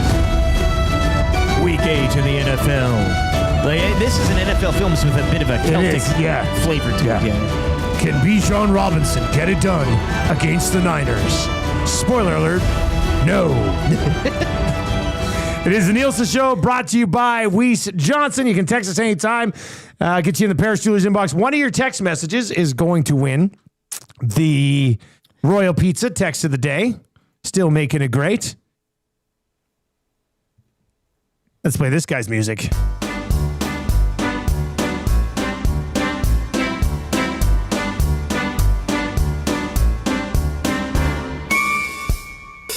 DRS, DRS, drop that wing and try your best. Get up close, you've got to press, must be within 1 second or less. Show that speed, please don't swerve. Hey, look out, here comes a curve. Hit the button, be ambitious. Goodbye, Mikey, too judicious. Around the world, they will prance. Red Bull Ring to Paris, France. And you never want to finish second best. Push on and refuse to lose. Drop the wing and then use DRS, DRS, DRS. Joaquin Gage was his birthday yesterday, and he probably had a great day on his birthday. Let's bring in Joaquin Gage. Gager, what's up, buddy? How was the birthday? Good boys. Good. Yeah, it was a nice relaxing day. What was the favorite thing that you had to eat on your birthday? Because you are a foodie. Yeah. You are a foodie. We need to know. Well, my son and I, because my daughter was dancing in Calgary, and my son, I went and got a rotisserie chicken, and then I made like chicken salad wraps. I made like just a yogurt kind of garlic, onion, cilantro. This sounds kind of sauce, and then put some Parm cheese on it. It was actually absolutely delicious. But no, you used yogurt, not like a flavor, like a what is it? Yeah, like plain yogurt, and then you put like red onions. I put a jalapeno pepper in there. You wouldn't like that, Dusty. No, I mean I don't like the red onions either. And cilantro, garlic. What else did I put in there? A little olive oil, salt, and pepper. And whipped it all together into this green kind of sauce, and it was dynamite, man. It was dynamite. Like a Yoplait. Yeah, and I'm thinking what are you doing here? That's just squeezing it out of a tube. The yogurt. It's like, this is kind of weird. You know the sauce. You know the sauce that you say no to when you get a donair. Good. Yes. Yeah, well, there's sweet sauce and there's tzatziki sauce. Tzatziki sauce is basically yogurt, right? Oh yeah, I don't do tzatziki sauce. Yeah, that's I know. Why. So yeah. Although I do like strawberry yogurt. Yeah, in a chicken wrap. Yeah, I know. I'll even have strawberry Greek yogurt, 0% fat. Okay. Yeah, it's pretty good. I like that stuff. Nice. Yeah. Nice. Thanks, Gager. I'm gonna start putting weird things in it too. What's in here? There's a rosebud in your yogurt. Yeah, I know. I like to mix things in. Rosebud.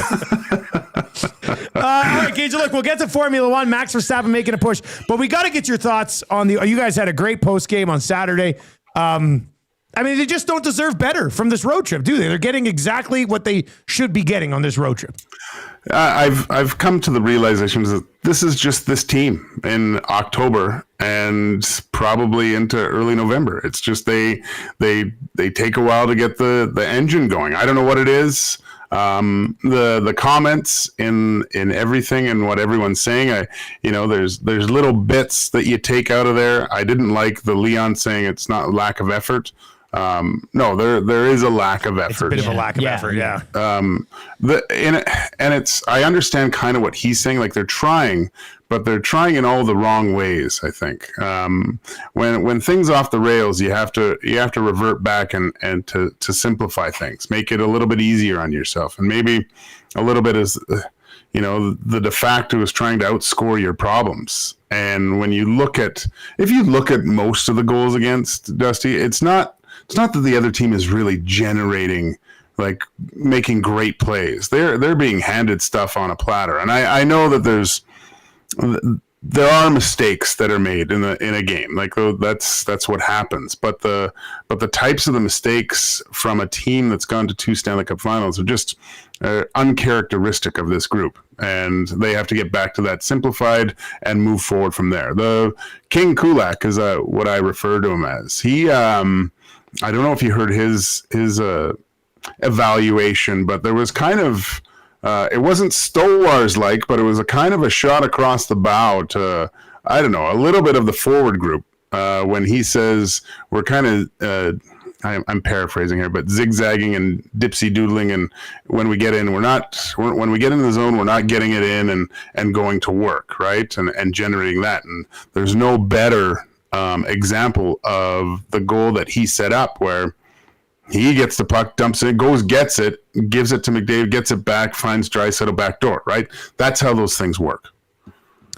Gage, a good call on the effort and the Draisaitl post-game comment. I think a lot of people would agree with you, myself included.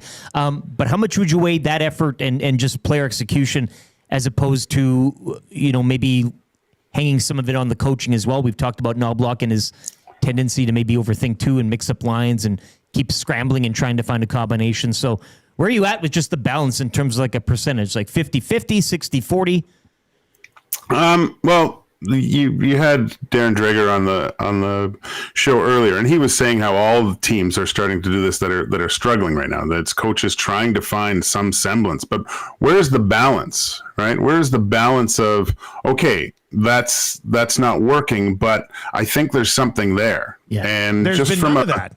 None of it. None of it. There's no, like when I was making my sauce, I kind of let it sit for a little bit, and it got better and better as I waited. I didn't start adding other things right away to try to correct it. I knew I was on the right path, right? So I think there's something to that. Let it marinate a little bit more. See what you have, because I don't know, to me, and playing with the amount of players that I played with throughout my whole career, when you had a coach and he was moving guys in different parts of the lineup, the common complaint was I can't get used to playing with.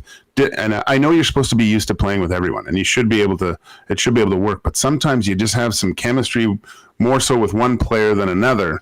And once you feel like things are going, like the Frederick line, I thought they should have kept that together. Yes. I know Kapanen got injured or whatever, but I thought, why are you changing something that it looks like there could be something very valuable there later on through the year? So maybe this is just a little bit of thinking too hard and trying to reinvent the wheel with something. But yeah, I would definitely like to see a little bit more time given to certain players playing with other guys, more than like 2 or 3 shifts in a period.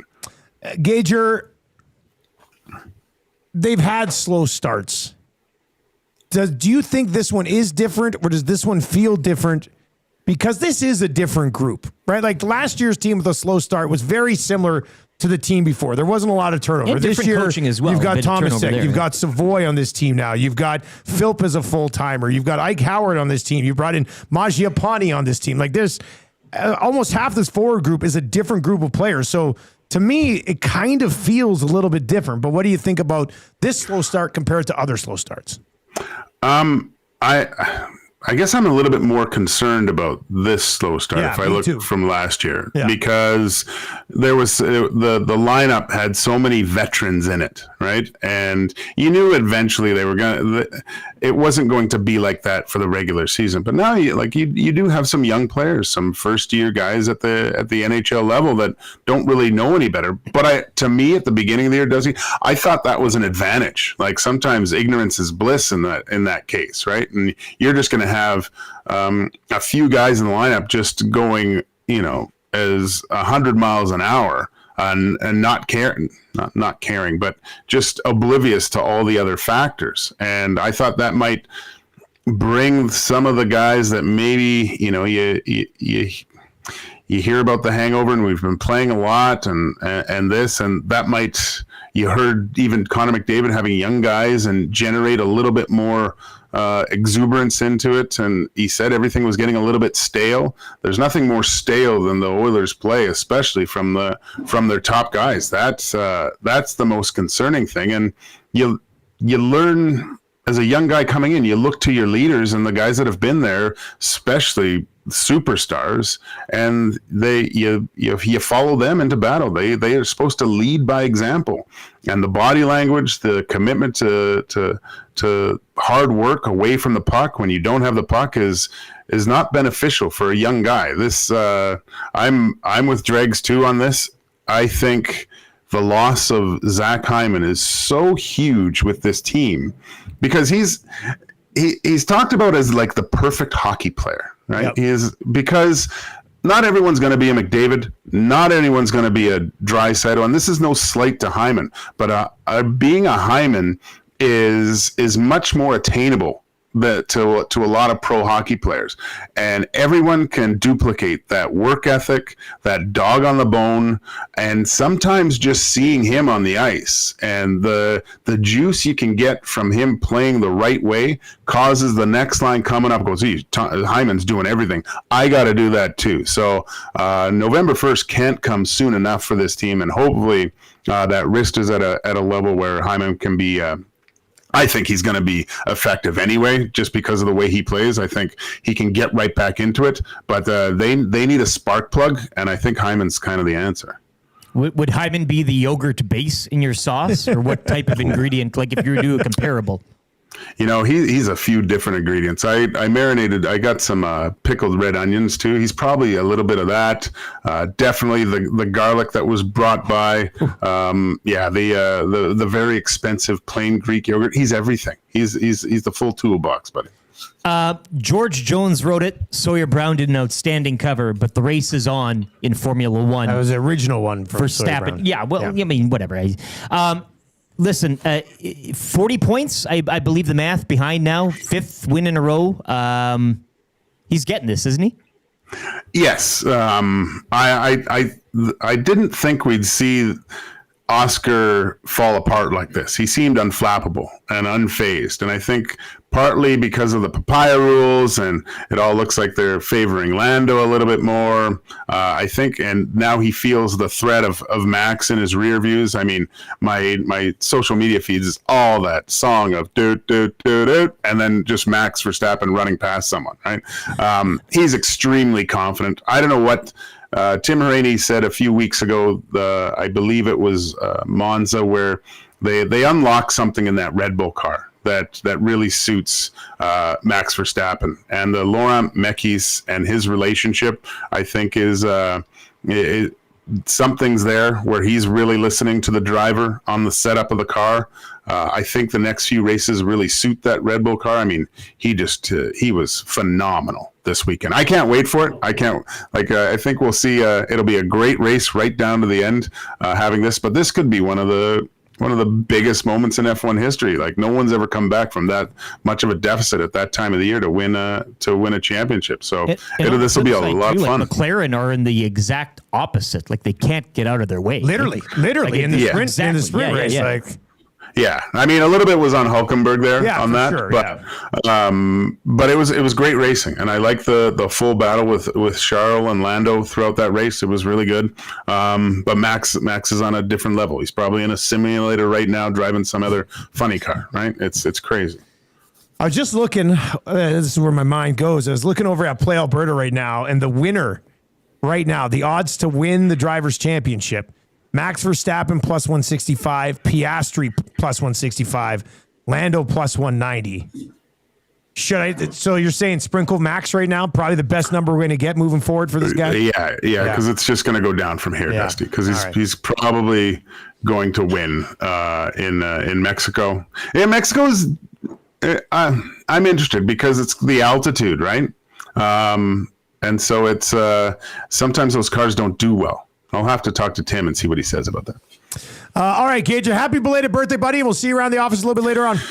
I'm on the back nine, Dusty. I'll have to admit it. It's probably... I'm on the back nine. What was it for you, Gage? Like 46, 47, 48? There's something in there.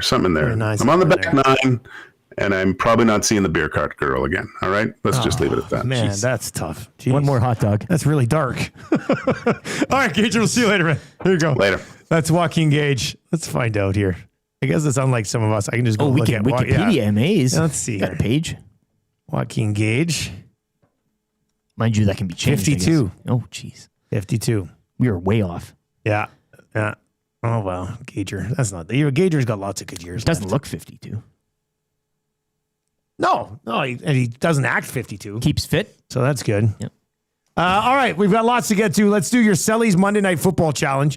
You're going to be there for the 5 o'clock game, right, Rick? Correct. Lions and Buccaneers. So we will do this. We will do the Lions and Bucks for this game. And it is 5.5. Oh, it's 6 now. Tampa Bay Bucks plus 6 points. Detroit Lions minus 6 points. Join Eric tonight. Somebody said, what's the big TV? They're all the same size, the TVs.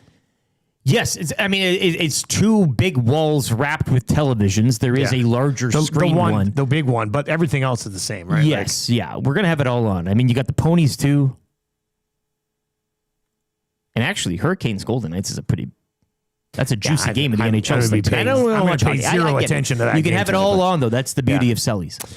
So if you like the Bucks plus 6 points, text Tampa Bay to 780-218-9999. If you like the Lions, you can text Detroit or Lions. They got to win minus 6. If you get it correct, you're going to a draw. If it's a push, everybody goes into the draw. And tomorrow morning, Eric will draw one name, and you will win a gift certificate to Selly's Sports Bar and Lounge. Yeah. Join him tonight. Baseball, NFL football. Great night to go out. What's the special? Sorry? Loaded burgers tonight. Loaded you can just get a single patty, or you can double it up. Sounds nice. They let you call the shots. That's how it should be. At Selly's. Monday night, Thursday night football.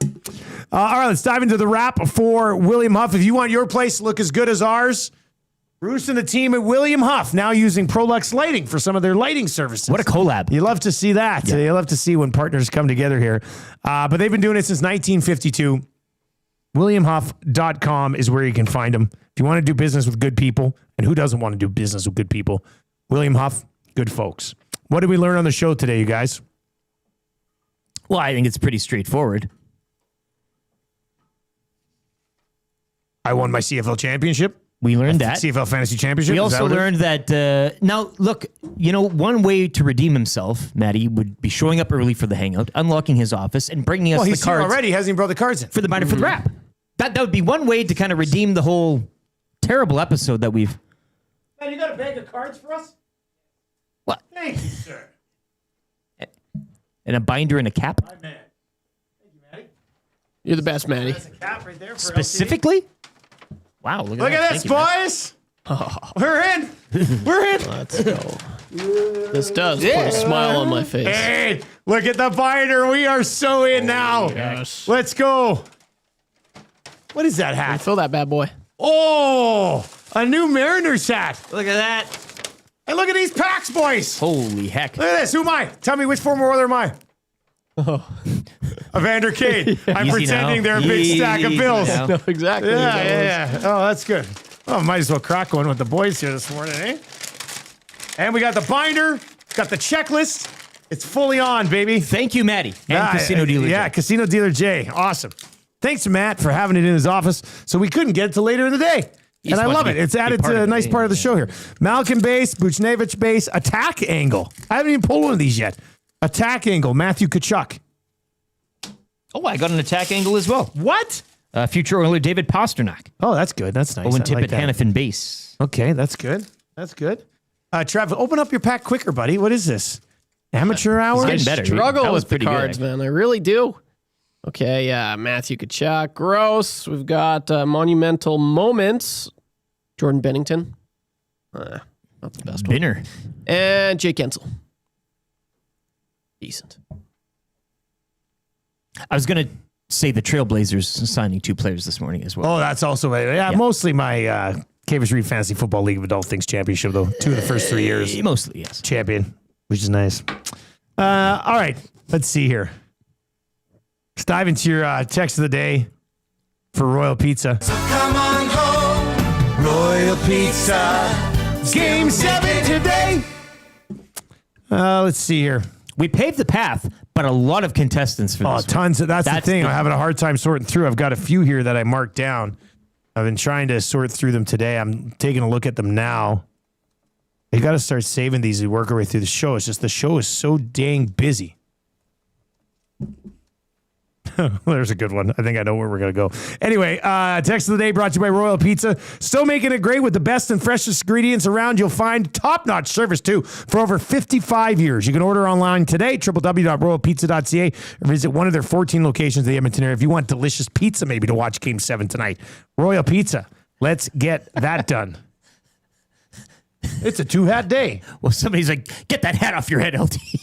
So I took it off. You still got another Mariners one. Yeah, that is funny. This is as far as I can go, though.